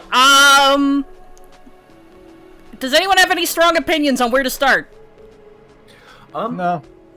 No. Damn it! Not particularly. I mean, I thought it'd be like, you know, if we're on like a scouting mission of a kind, going as far out as possible makes sense. But we're coming from Vask, so moving in a direction towards one of the edges seems like, you know, going for one of the farthest ones makes sense to me. Cool. Yeah. Left or right? Left! Left it is! Let's flip the card! And the card we got is... Bryn 1! So, Bryn! Oh boy. You're up! Give us location number 1 that you came up with. I called it the Slither. Oh, fuck yes. It is a giant coiling tunnel where gravity slowly shifts constantly. It's an X-assembly tunnel full of giant claws and saws and welders. It was supposed to assemble giant machines in artificial zero-G and is now malfunctioning. That is the sickest shit I've ever heard in my entire life. Haha, I'm in danger. It's not a very friendly place. Okay! Actually, we were supposed to do this before flipping the card, but it's fine. We roll it! As a group, choose a number of dice to risk on this location. This represents the amount of supplies you're bringing with you and how thorough an exploration of this location you plan on undertaking. You must take at least 1 die, but can risk up to 4. Remember, we start with 4 dice. Yep, and remember, once a die, if we like go in with 3 dice, but we only use 2, we don't get that 3rd dice back. It's gone. We have to use all the dice we bring. I mean, like, obviously we are pretending we don't know what it is. I still think that it would make sense to only take 1 since this is our first endeavor. I was gonna pitch. Let's try 1. We'll be fine. It'll be fine. Exponentially decrease our odds of success. Yeah. But I mean, do we need success in a giant zero-G destruction tunnel? I don't think so. Very true, Analog. Faith will guide us to the other side. Now we deal that many playing cards from the deck, face down in front of that location. So J-Man, deal 1 card from one of the stacks. Let's go with player 1 stack. Okay, I'm gonna put it on the left here. Alright, I'm gonna flip it. Everybody ready? Flip it! That's a 6 of 6! diamonds. Oh. 6 of diamonds! I'm gonna move this dice right underneath it so we know we're bringing that one there. Once the group has agreed on a deal that number, okay. Flip over the location card, a location you're currently exploring. Did that. Cards dealt face down in front of it are called aspect cards. You'll interpret what aspect of the location each card represents based on the table below. Each suit represents a different category of aspect, while the value of the card indicates how important the location is to the strat of the coil. Categories: diamonds, artificial landmarks; hearts, signs of perfect. past civilization. Yeah, that fits in well. Past civilization. It'll come up when it comes up. Each aspect should also present an opportunity to interact with. Landmarks might need to be searched, monsters defeated, people negotiated with, or signs of past civilizations decoded. Yeah, so actually I should have listed the cards. So the suits. So diamonds are artificial landmarks, hearts, signs of past civilization, clubs, people, whether human or not, spades, hostile entities. So we got diamonds, artificial landmarks. All players should feel free to give suggestions and are encouraged to build on what others at the table have already established, but the active player who flipped the card has final say on what an aspect is. Take note of aspect details on your location card. Make sure to think about what kind of narrative impact aspects might have on the location. Consider the order aspects are revealed in as well. For example, what does it mean when we encounter a group of people first, and then an important landmark? Not relevant since we only have one card today. After defining what the aspect is, the active player should answer a question from their perspective list, page 43. These lists encourage you to add another detail from the perspective of your role in the community. Now, I think I may have jumped past where we determine the active player. I'm pretty sure active player is just whoever, like, plays the card. Yeah. I'm gonna say Bryn. Bryn, that's you. Oh, shoot. Yeah, because it's your index card. So, the categories you got was diamond, artificial landmarks, and I believe there's a table on this. So, but yeah, like, what interactable artificial landmark exists? And... Yeah, Chat down by doesn't see me the try to parse perspective these- things, there's prompts for the aspect. Yeah. Ooh, what page is that on? That is page 42. Thank 42, you. Yeah. Yeah, I Chat mean, if gets this to is see... an assembly tunnel, right? That is like in 0G. How about the landmark is literally like a fucking mid-construction, was never finished ship. Ooh.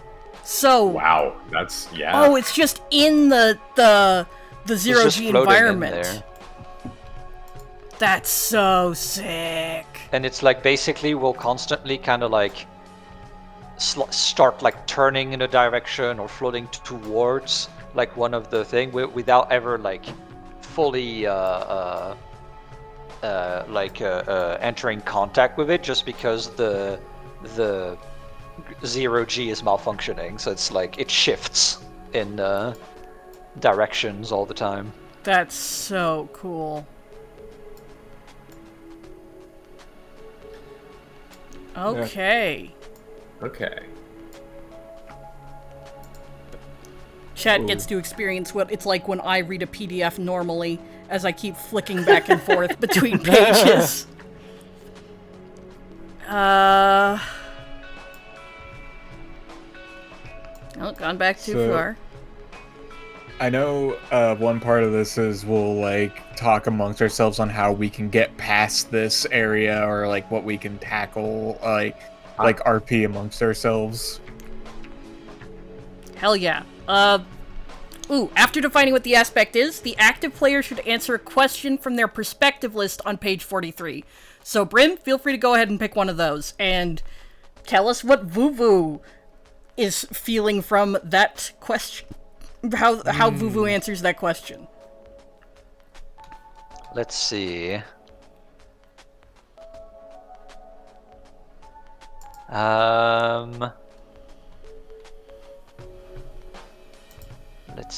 Let's see. Also, I might have Oh, a way I think I like to mark. I like the idea with the whole like assembly line and all that stuff with technology that we don't understand. That's like even more surreal as far as we're concerned in this eon. I like what here contextualizes your current eon. Ooh, that's the Age of Apotheosis. Yes. And if you guys are like okay with it, I would love to have like input so that we could discuss together on like, yeah, like what here contextualizes the Eon of Apotheosis. Oh, that's good. I like that. Yeah, that sounds really cool. There we go. What? I am just going to manually put the same cards on the index cards in the Roll20 so that we just have the visual reference. Yeah. Alright, so the Slither. So the Slither is... Oh god, I love this concept. Like, it's mechanized, it's part of the same overall... like, constructive factory scenario that the rest of this strata kinda is, right? So we could say, like, is that the ship being built might not be for humans, it might be for whatever past civilization built this place. Yeah, I also weirdly see it as, like, it could be at one point, like, we at some point tried to come here to essentially use its like machinery to expedite and speedrun the apotheosis Oh shit! to make it faster, but with how fucked up and malfunctioning everything in it is in here, maybe something went horribly wrong. Yeah, like it's really great parts, but we also don't understand them, and maybe there were horrible complications. See, I'm dreaming of assimilating this technology into ourselves, the anti-gravity. Yes! As an artist, the idea of floating through the void inspires me. Genuinely though, like I think that is the first thought that Anna would have is from a contextualizing ourselves within this setting. We are in an era where we assimilate this technology into ourselves. Can we now? Ooh, try, so she wants to do it now. Yeah. Yeah. It makes so much sense too, because since everything is too big for us, the idea of flying is probably like so good, right, for the community. Yeah. Yes. Yeah. Just look at the wormhole. Then exploring the wormhole. Yeah. Yeah. I have this thought, like, we need to get like to some kind of like control room or whatever. Yeah. To proceed, but there's like either like a lock mechanism or like something just like in the way that is keeping us from in the control room, so we gotta figure out how to pry our way in there. Hell yes. Like, if you just try and, like, free float into it, you're gonna move into the moving machine sides of the Slither. I had a horrific idea for what Uliquis is gonna suggest. Oh? Always good. Uliquis slowly turns towards Ratchet and places his hand upon their shoulder. You there! Only you are small and tiny enough to fit through that vent right there. And Uliquis points towards a vent that, like, you look at, it's like, it would be a short journey for you. And you look at it and you see the equivalent of, like, a death hallway in between you and that vent. Massive expression. You know, you're not wrong with saying that it'll be a short journey. True. It's just, Ratchet is very short. I love that you knew that, because I'm not sure if I mentioned that or not. It's a vibe. It's a vibe! Yeah. It comes across. Ratchet, I don't know about that one. Understandable that you are very eager to go on this journey, young man.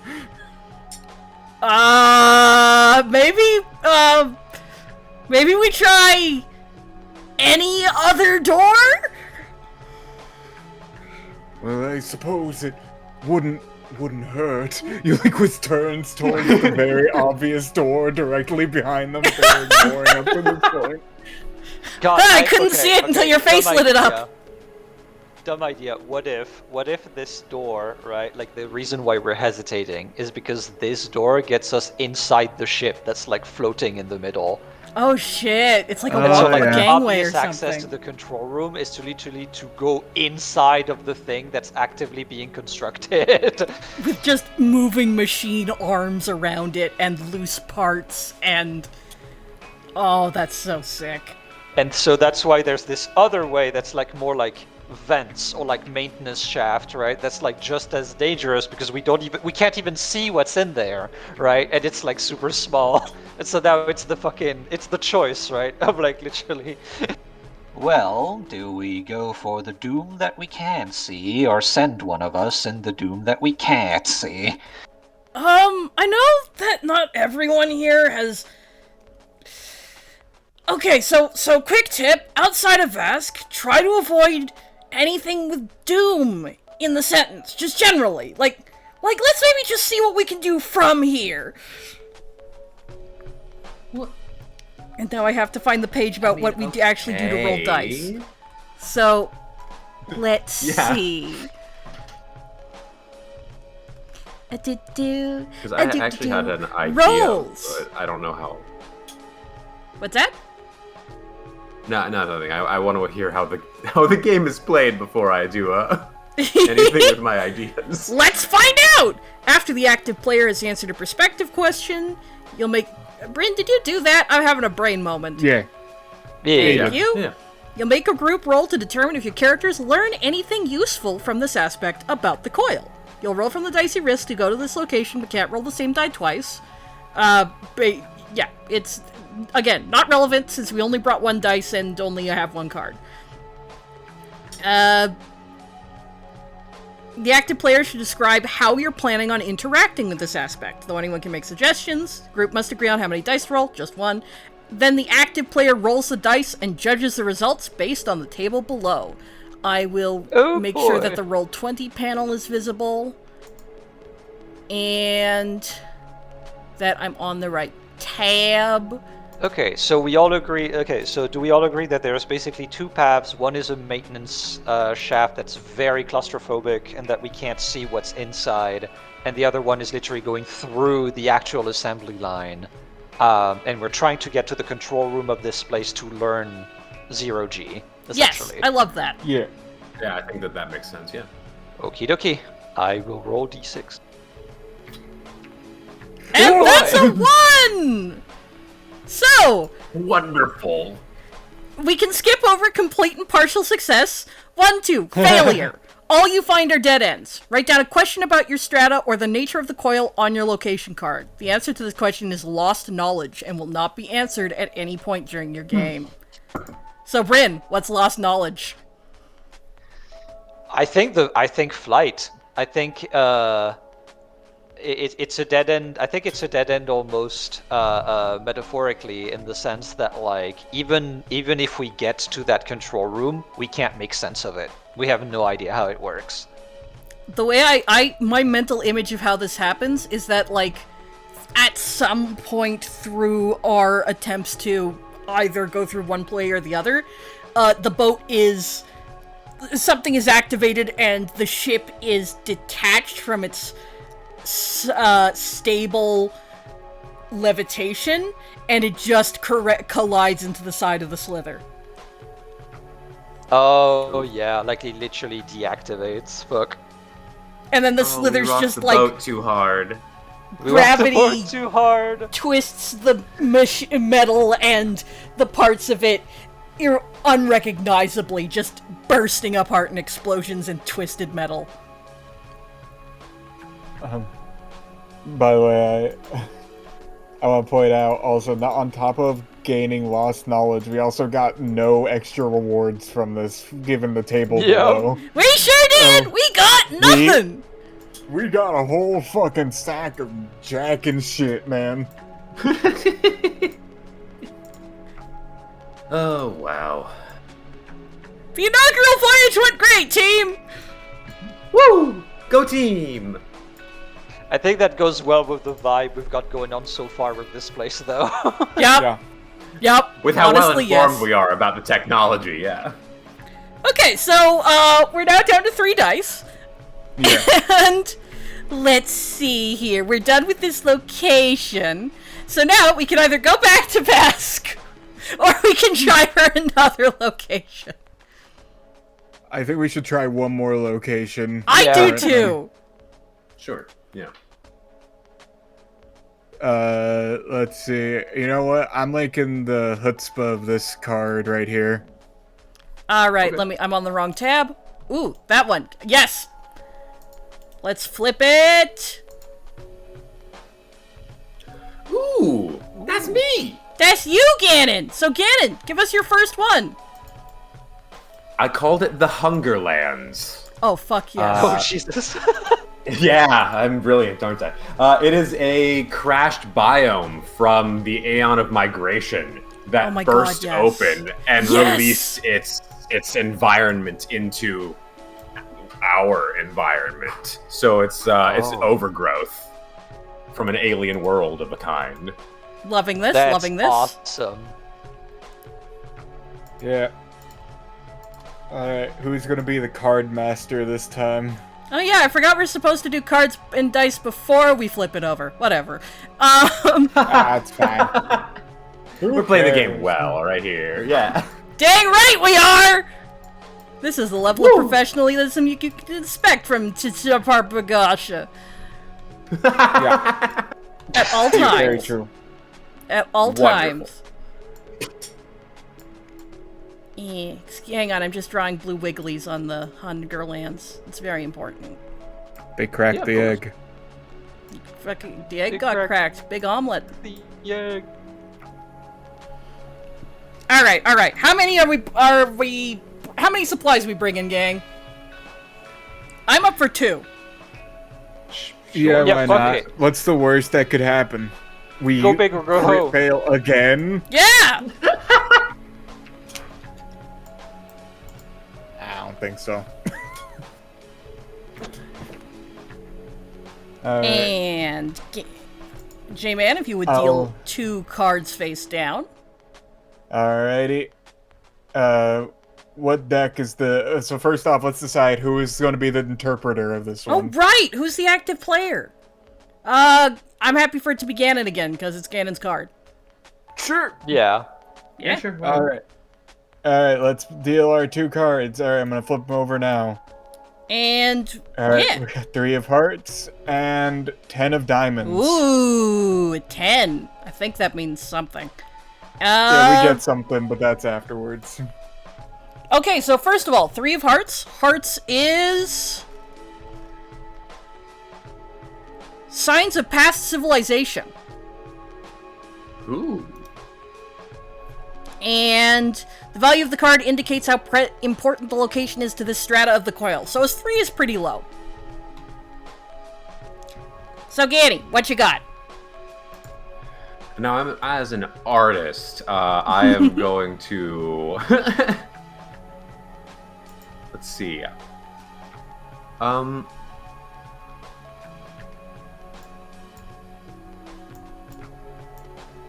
I choose one of the things from the sentences, right? That's what I do next, right? One of I these, believe or you is it? can't. There should be a prompt list for aspects. Yeah, one of my questions under aspect.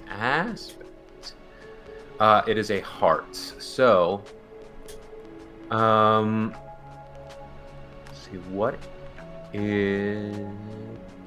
I'm going to go with what lesson learned from the past will we carry back to Vosk? Ooh. Okay. Well, I think that's an interesting one. All right, I'm just Yeah. pulling up the play table now. So, describe the aspect. So, like, that's your prompt? Like, so what is this past civilization minor thingamy? I imagine this being like, so I figured that the way this works is that each biome in the eon of migration is its own full functional biome from like a different world. These things it's like huge casts of planets that are being factored. And I imagine that we find like, oh man, words.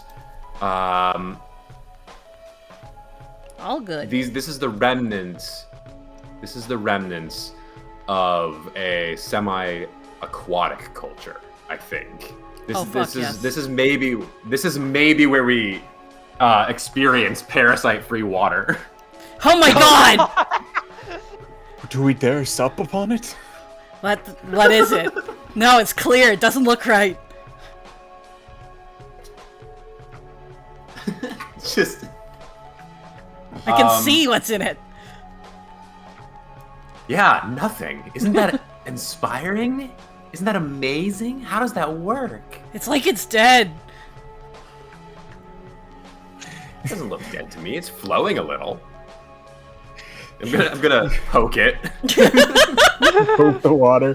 Splish. I see in the corner Ulysses staring at the water, sweating with the profound thoughts of the more recent like parasite and worm-based fucking like fears they have in their brain right now. And just staring, it's like, mayhaps. Now, you might all judge me for this, but mayhaps the empty water's good, actually. Like, Nonsense. Ceiling. Blasphemy. like spiritually? Oh, okay. It didn't burn my finger when I put my finger in it, so that is a check for me. Oh, don't put your... If you got flesh fingers, don't put your fingers in liquids out here. That's not a good... That doesn't end well. Oh, that was a bad idea. I look at my finger that I've already dipped in the water. I mean, It begins to rapidly shrivel up like a raisin. Oh no! Oh my god. Oh my god, raisin finger. There's no cure. We're doomed! We're doomed! We're all doomed! just because I'm loving the idea of just like, I shall put this through my filtration system to prove to you that this is blasphemous water. and then it just proves that it's just like good to drink. It's like, What is this? Yeah, it's just like, now we wait for filtration. Ding! Instantly done. What? instantly done, no need for like purification or anything. What? Yeah, I think like Ulysses really like inspects the water for any signs of life whatsoever, given their new paranoia. And I'm wondering if Ulysses like stumbles upon like I guess this would be something that we would learn if we rolled like the dice actually. Oh But yeah, if we that. like stumble Oh, yeah. Oh, upon the Those game! things. the game, like if like seeing like any signs of like living life that may have escaped from this or whatever. Well, let's yeah. see. Ooh. We have Reveals 2d6s an to roll. aspect card. Oh, we do it one at a time. Okay, so let's resolve this situation before we deal with the second aspect card. How many dice do we want to stake? I guess we're doing one each. Yeah, this one's pretty low stakes, so I don't feel the need to blow both of our dice on this one. Yeah. On clean water. Who needs this shit? Rolls in that one, by God, we're fucked. Rolls in that one, the water immediately turns hostile. It pulls a gun. It just starts firing.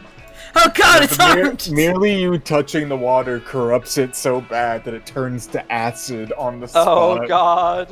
Yes, I mean, it's the our- natural Our biological... entire culture probably is not very cleanly. Just touching this Oh, water absolutely, is probably... yeah. Yeah, that's what's strange about touching the water. You can see the normal color of your flesh for the first time in ages. Yeah. Alright. Alright. Ganon, it is up to you to... Actually, hang on. I think there's a step first. Answer a perspective prompt. Unless you feel like you've already done that. No. I'm interested in looking at the perspective prompt of the artiste. Yeah! I mean,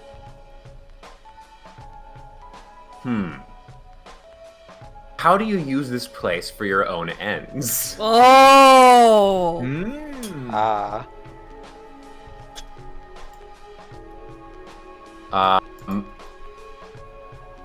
Now, I don't know.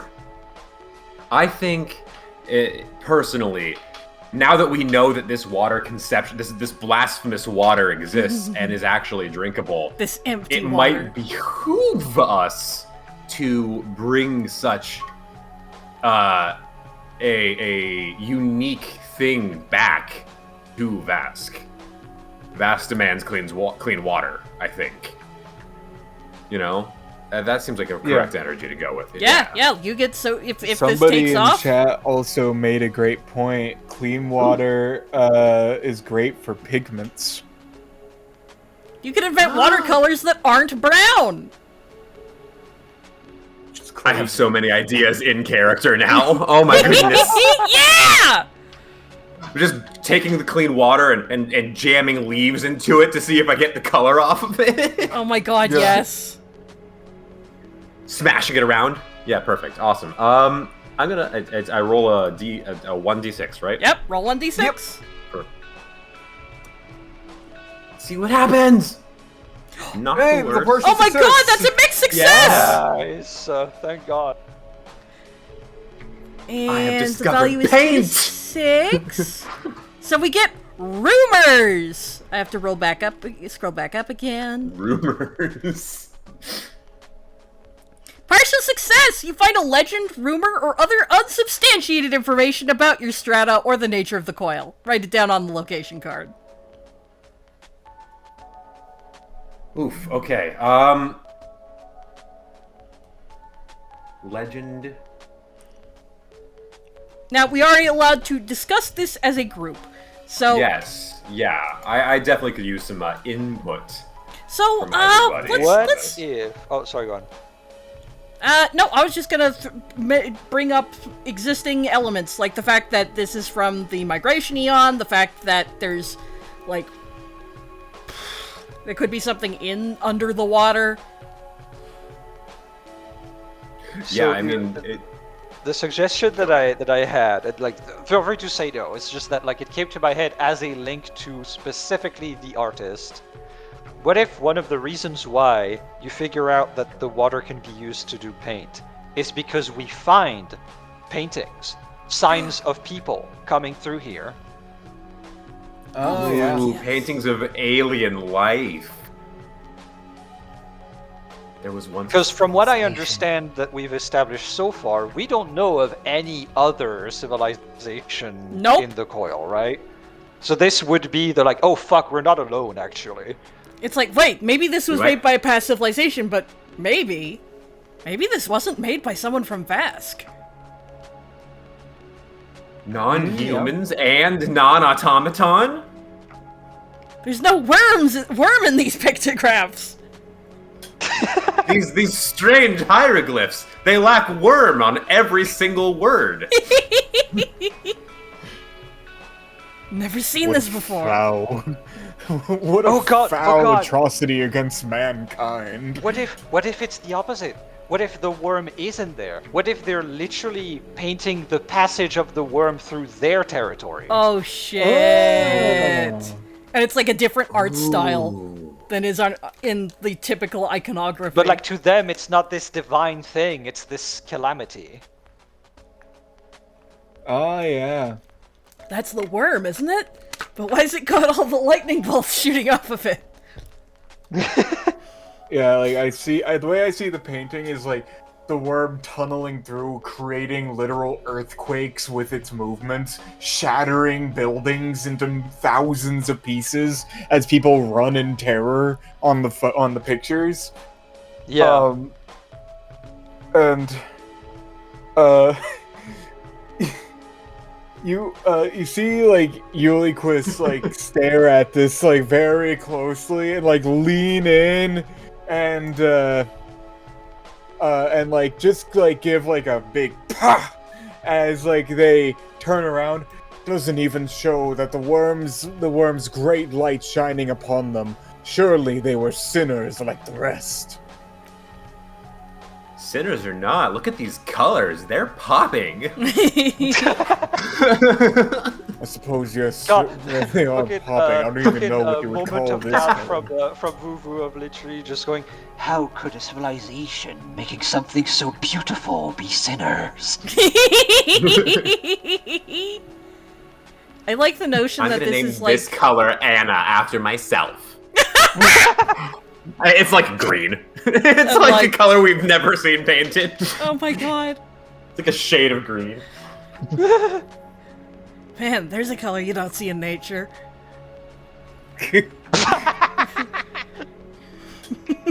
These people who live in the dark in machine hell. Bullshit. Alright. Now, what was our second card? 10 of diamonds. 10 of diamonds. And diamonds is artificial landmarks. Unbreakable. And 10 is quite high, so it is fairly important. Gannon, do you want to take this one again, or do you want to pass to another player? I think I want to pass. I've already resolved what matters to Anna. I have Bless. colors. Bless. I guess, Yeah, go for it, J-Man. Go for it. yeah, I guess, should I read off one of my prompts if that's the case? First, it's determining the aspect, then one of your prompts. Okay, yeah, let's see. Let me take a look here. What is this? Okay, so, I am kind of enjoying the prompt of what do you hope to salvage here? Ooh. And the way I'm seeing it from my perspective is we have these great ancient migration creatures that carry these whole biomes on them. We have these broken up pieces of them, and it's kind of like rolling around like, can we use these for something? Like, I know we were taking we're gathering the water and learning about these crazy colors, but what can we use beyond that, especially since these creatures in our culture are semi-divine, as they have followed the path of the worm. Yeah! And since this was an eon ago that the migration passed, obviously we know about them from some form of history, and also it's finding a big one like this that is still basically mostly intact, its guts have spilled out, but the biome persists, that's really incredibly rare. The carapace must still have some active technology in it. Yeah. Now, let me see. I'm reading off the prompts from my perspective. Absolutely. And I'm kind of...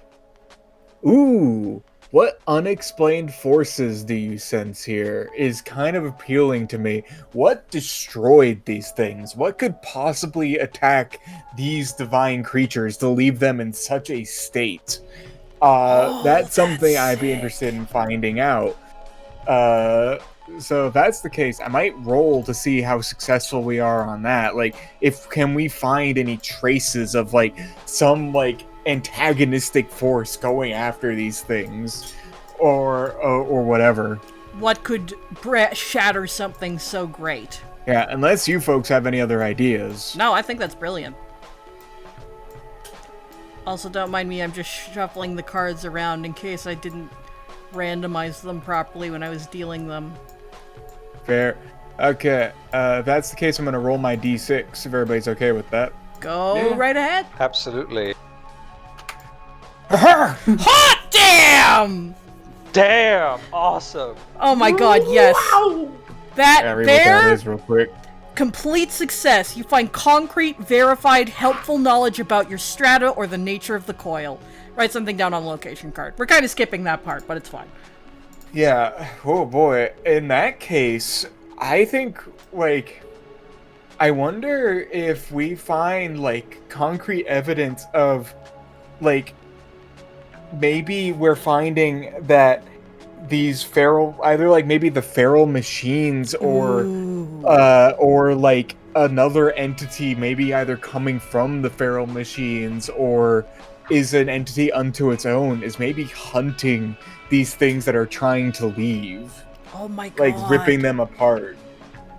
Oh, and that's good because that like opens the question of wait, have there been these things like still around, or is this hunter still in recent memory, or is it part of a past eon? But yeah, we have learned that a predator of the biome bugs exists. Like, do we find like tracks or something, or like a laid to waste weapon? Is part of my thought. I love laid to waste weapon. Yeah. Like we walk into the biome shell and we're just like looking at the water on the ground. Yeah, and... like I'm weirdly seeing like a gigantic mechanical like almost like spear, but my brain like maybe an arrow is a greater like way to put it. My brain sees like the front of it is like obviously like a sharp blade that pierced through and destroyed the biome, but the back is like feathered in some way, is what my brain is creating. That rules. That's really fun. Yeah, I like that. I vibe with that. You absolutely see, you see like upon like seeing all this like stuff, you see Uliquist like actively like you could almost see like what's left of their heart rate spike up like really badly. And like, by God, could there be a devil to our great God? As you see him, like he's almost like hyperventilating. He's not handling this well. It's like kind of fucking him up a bit. Whoa! There's nothing as big as the worm. Like we'd have known about it, right? But what could have possibly shot such a great arrow into such a large creature? Maybe... Pikmin's on the ground. What arrow? Looks up. Oh my god!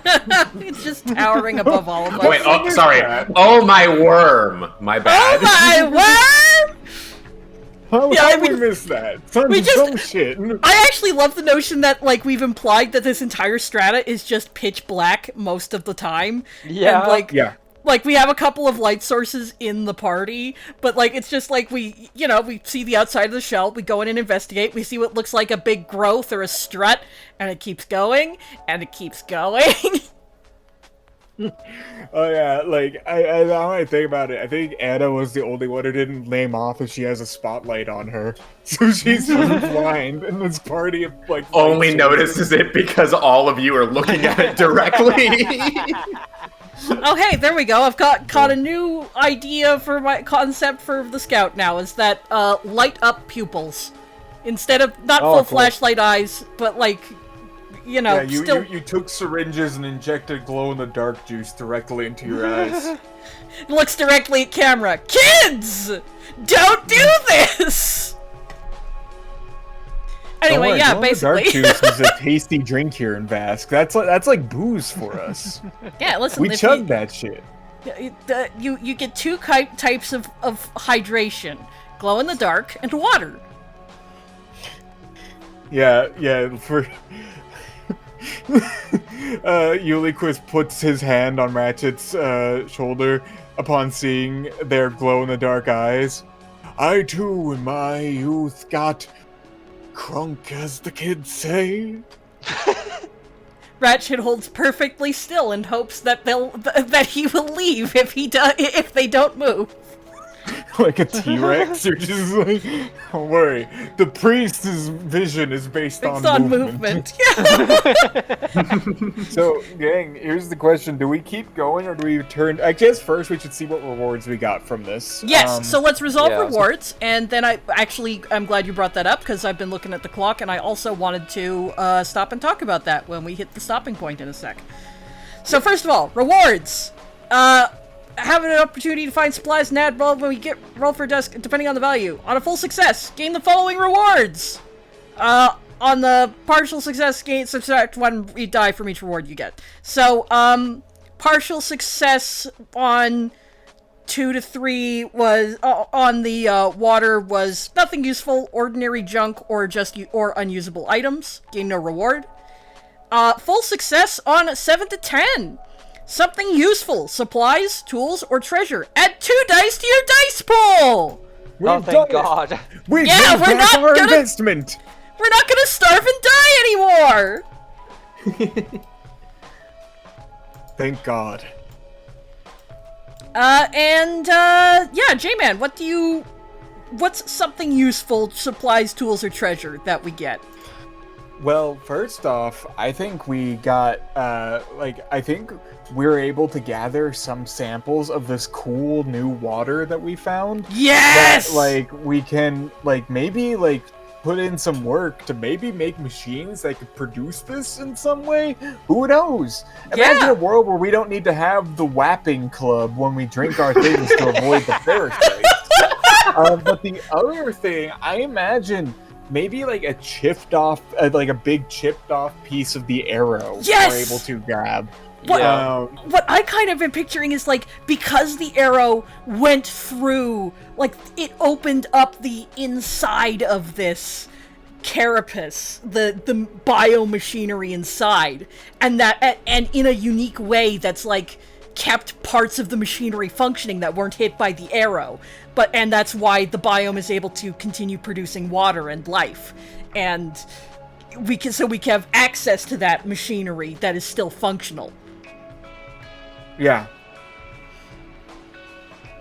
Yeah, that sounds good to me. I Okay. really like the mix of coming back with a piece of machinery that could bring us clean water, and also the chip of the arrow of the thing that might be hunting our god. Yeah. Yeah. Oh, that's so cool. So, gang, the question is, do we want to keep going, or do we want to return to Vask for a little bit? Yes. I so think we kind of turned to Vask, but yeah, I was actually go going to say it's 5:17 for me locally, but 17 minutes past the hour. Basically, I have scoped out up to 3 hours, so we can go for up to another 40 minutes or so. I would be very happy to go back to Vask. We definitely haven't played a full round of this game, but, such is the nature of streaming the game and trying it out. We're here to... We are spending time faffing, and I would rather do that than have us rush and try to play the full game. So... Yeah. If that sounds good to everyone, we can go back to Vask and basically do scenes there, and then basically call session.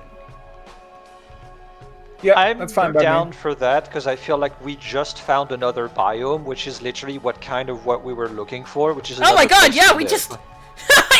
Worst case scenario, we can just move here!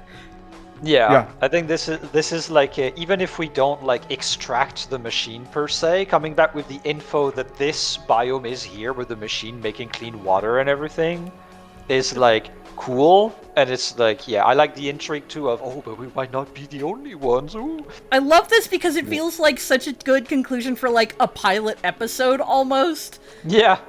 Where it's ooh, and here's the hook for where might they go from here, but also we have a good, strong conclusion to end a one-shot on. So, heck yeah, let's go back to Vask with the good news! I will Alright, I ceremonially believe we add- got some Vask prompts.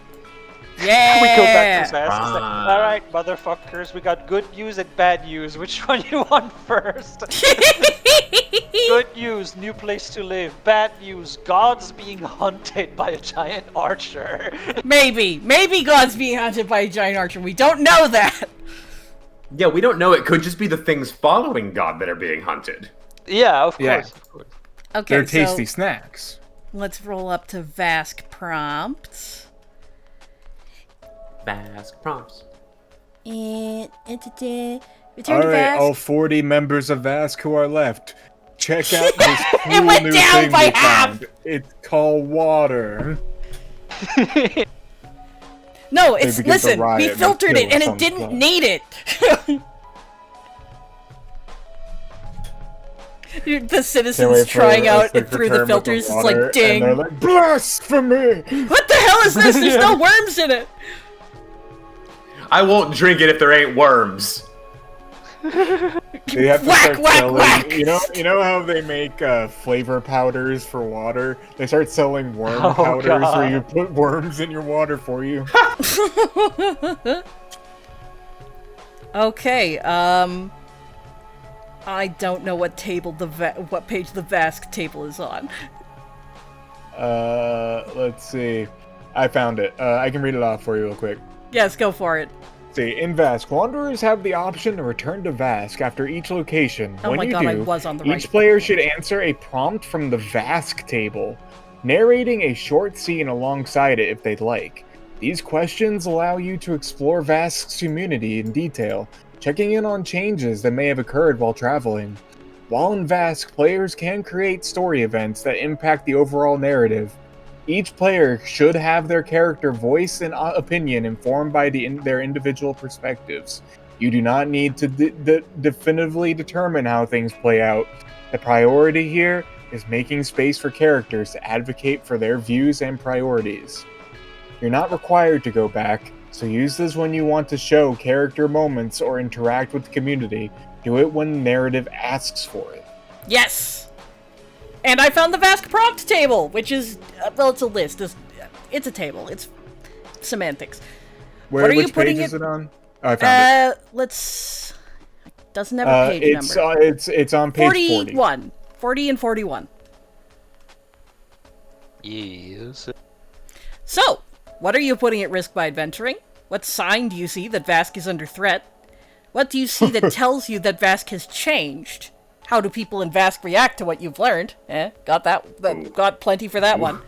How do you propose to use one of the relics you brought back? We actually didn't bring back any relics, but it's Yeah. yeah, You brought back knowledge of relics. yeah. And what unforeseen event requires your attention?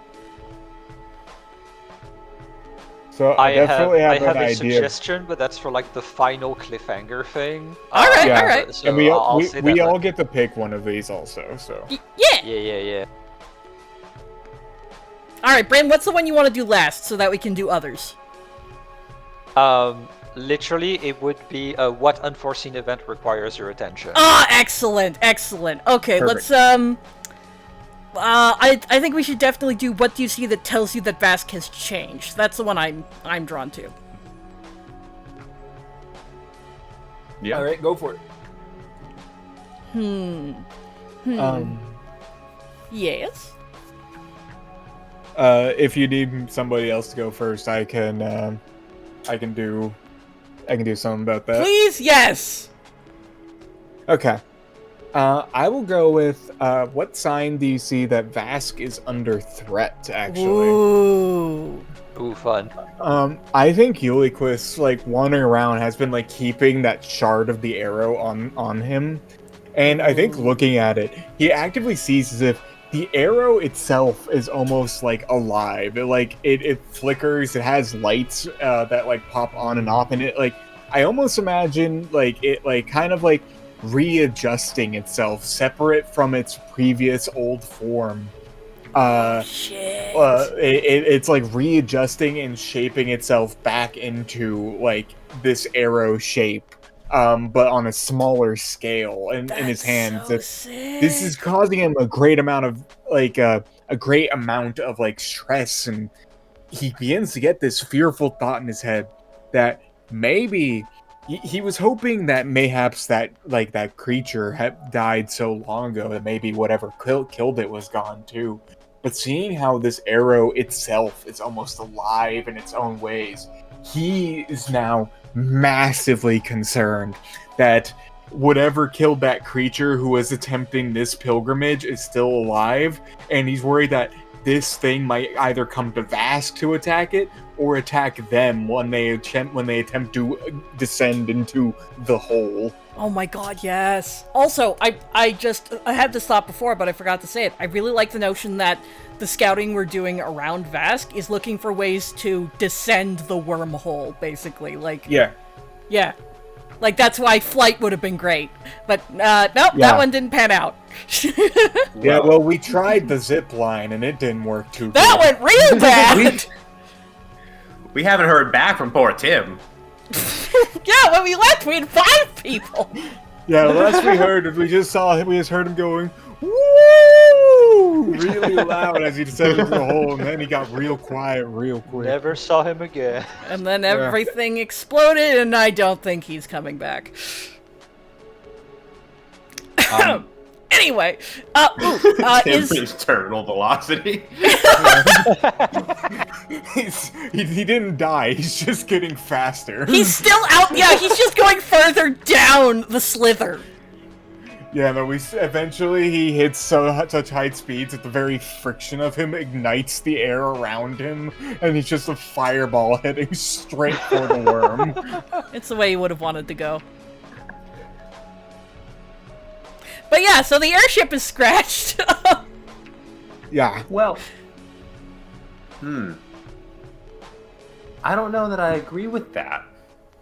Because we brought back this fresh water, sure, and I'm willing to resolve that first, but I'm interested in how to propose to use one of the relics we've brought back.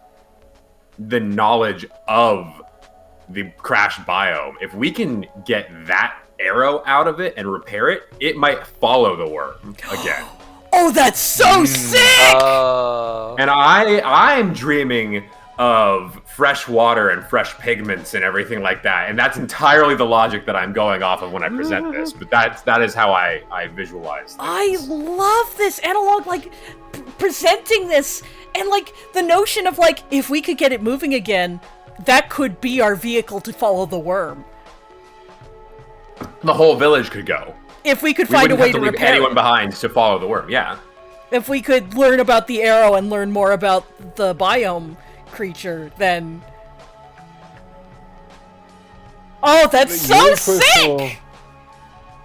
Ulysses will hear that suggestion, and Ulysses will actually, like, turn to Vuvu.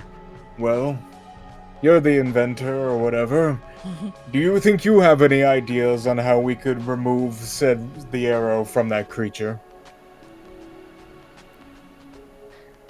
Vuvu whirs in introspection and will basically present a hand of like, May I see the fragment? Ooh, yeah, has, have you been showing it to anyone? Ulysses, I think you guys would have known that Ulysses, like, took the fragment, and I think you will, like, see Ulysses, like, genuinely, like, contemplate for a little bit handing such a dangerous thing over, but eventually, like, relinquish it to you, like, with, like, but it was very clearly, like, it took a fair bit of thought to hand that over. with great care, Vuvu is gonna place this upon a workbench that we have, and knowing that Ulysses was able to separate that from the rest of the arrow, is now kind of like gonna slice off a tiny aspect, two tiny aspects of this little shard that we have.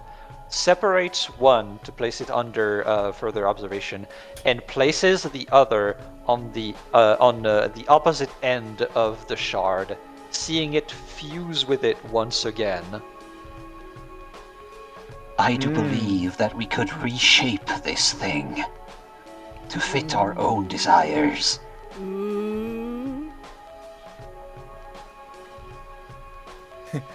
And the thing that he fails to see, that the camera lingers, is that the little piece that he left to the side is slowly, ever slightly, growing on its own and generating more mass. Oh, that's so sick! That is cool. Worm drip. And that, I think, almost- is like the people converge on the discoveries brought back, and the camera pans farther away and showing the massive fucking hole many times greater than the size of the settlement. And potentially something deep in the dark emitting a flash of light. And I think that calls it. Actually, if I can do the unforeseen. Yes, I was wondering if that Yeah, was go what for you were it. thinking. Yes, please go on. I turned to Ganon. I'm sorry, I'm about to GM you. Oh, it's okay. I get so excited. Anna, you get back to Vask. You're proud of your discoveries. Sure. Maybe you play around with the water and stuff after all of these discussions, etc., etc.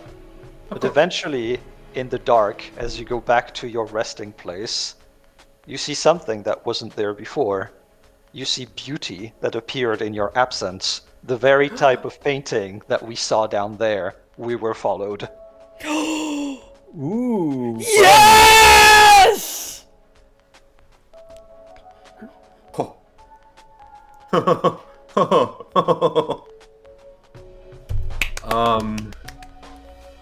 Wow.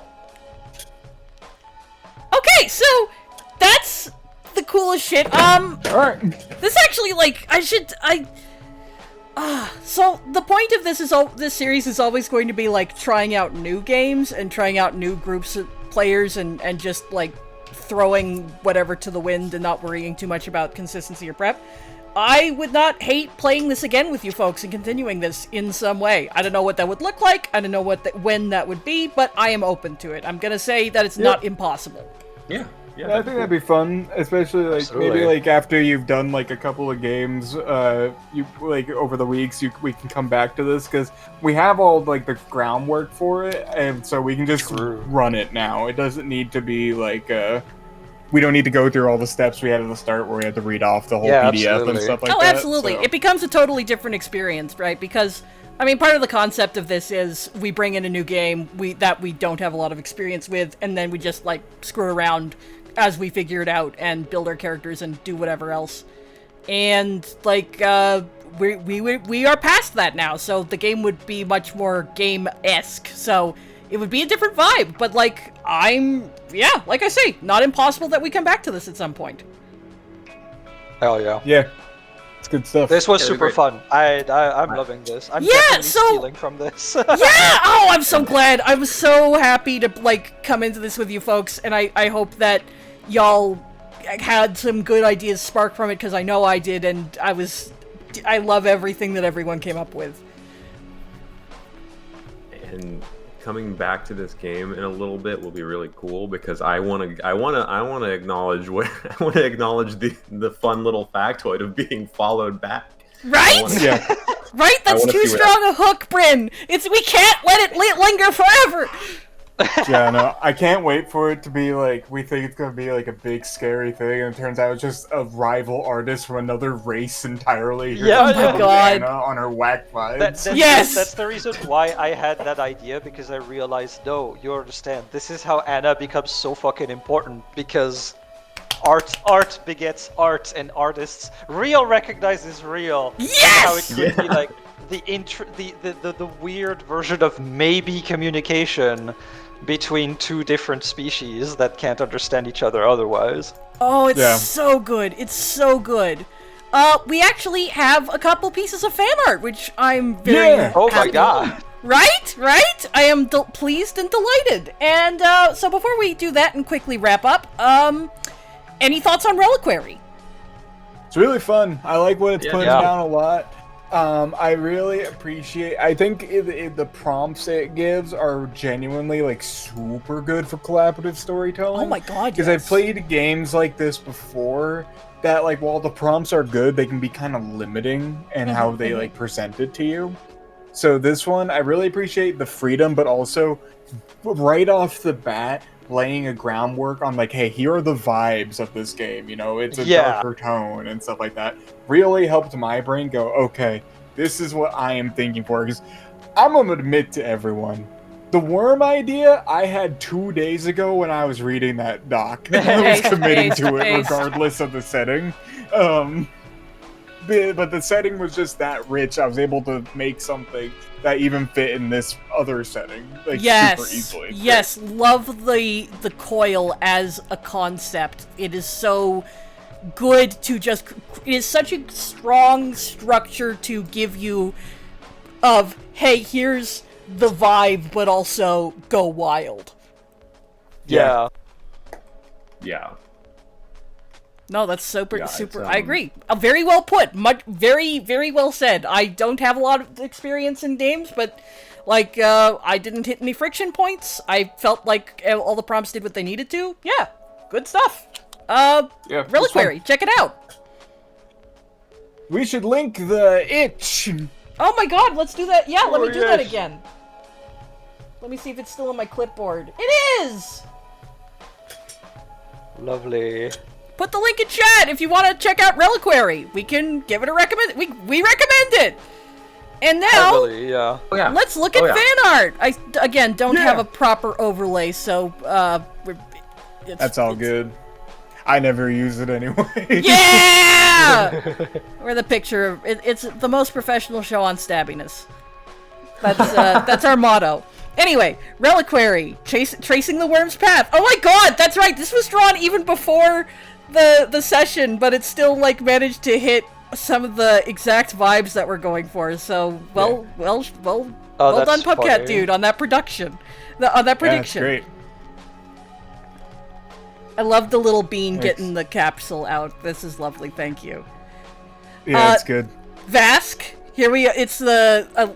I really like the. Yeah, if you look at it, you can see our fun little domes. You can see our cool worms. You can see the danger. I love it. I think this is the water with the things in it. Oh, no, I love that you actually like felt like trying out drawing the setting. That's so cool. And then from Rian, the worm. It's the fucking worm. It's the fucking worm. This is like what's He's so big. This is the painting at like the back of the church. This is what. Yeah. Oh yeah.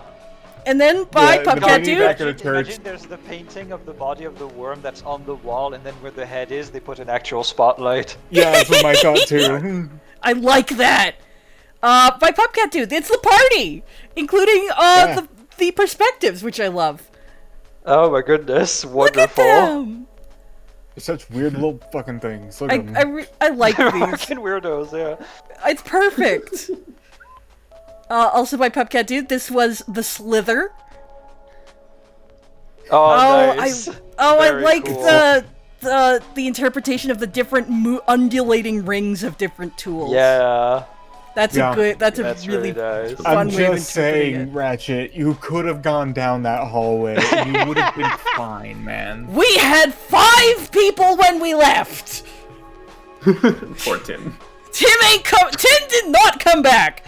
Ooh, this was... if we get moving fast enough, we can catch Tim. This is The Hungerlands by Pupcat Dude.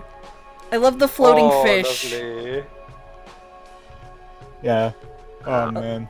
No, I really like the interpretation of different alien biomes. Eyes, Ratchet, glowy pupils, Voo-Voo, beak, Anna, normal. This is a human being. Uliquis, eyes. Eyes. By Rosie the Reveler, the water is very glowy today. The worm must be pleased. The worm is pleased. The worm is pleased. I'm afraid I don't know what much of these are references to, but I will assume on instinct that it's very funny. Yeah, from the back forward, I believe we have Anna, then Voo-Voo, then then we have Ratchet, and then we have Reliquary saying I the love words. that. Thank you so much. And finally, yes, this is where Vask has been the entire time, under the mall from the previous Gachapon session. Oh god! Let us out! Let us out! We get to the top, it's just the food court. God. This is a vile place. At least the water isn't transparent anymore. I imagine one of them, the person of Vask eating pizza for the first time, and they just expunge Yeah, they like, had fluid just- out of their mouth. Just all the fuses in them blow simultaneously. Yeah. But yeah, that will do it for us for tonight. Thank you all so much for playing with me. I really had a great time with you, and thank you for everyone who here. stopped by and checked out the stream, checked out Reliquary. Oh right, there's one more thing we need to do before we leave, which will take me a second to set up. Waffle for about 60 seconds. Low-key, I think Anna should, like, actually just start going to war with that painter guy next session. Like, Just immediately full send violence. I imagine Not it skip as, right like, over communication. Imagine it, like, being like a Splatoon match, weirdly, where you're wielding Oh, your vile yes, sick. back paints, and they're wielding their cool, like, non-killing you paints. Yeah, our paints are toxic to them, of course, because our paints are made out of... Oh, but we probably get, like, really good iridescent paints because of all the oil spill. Oh, yeah. Oh yeah.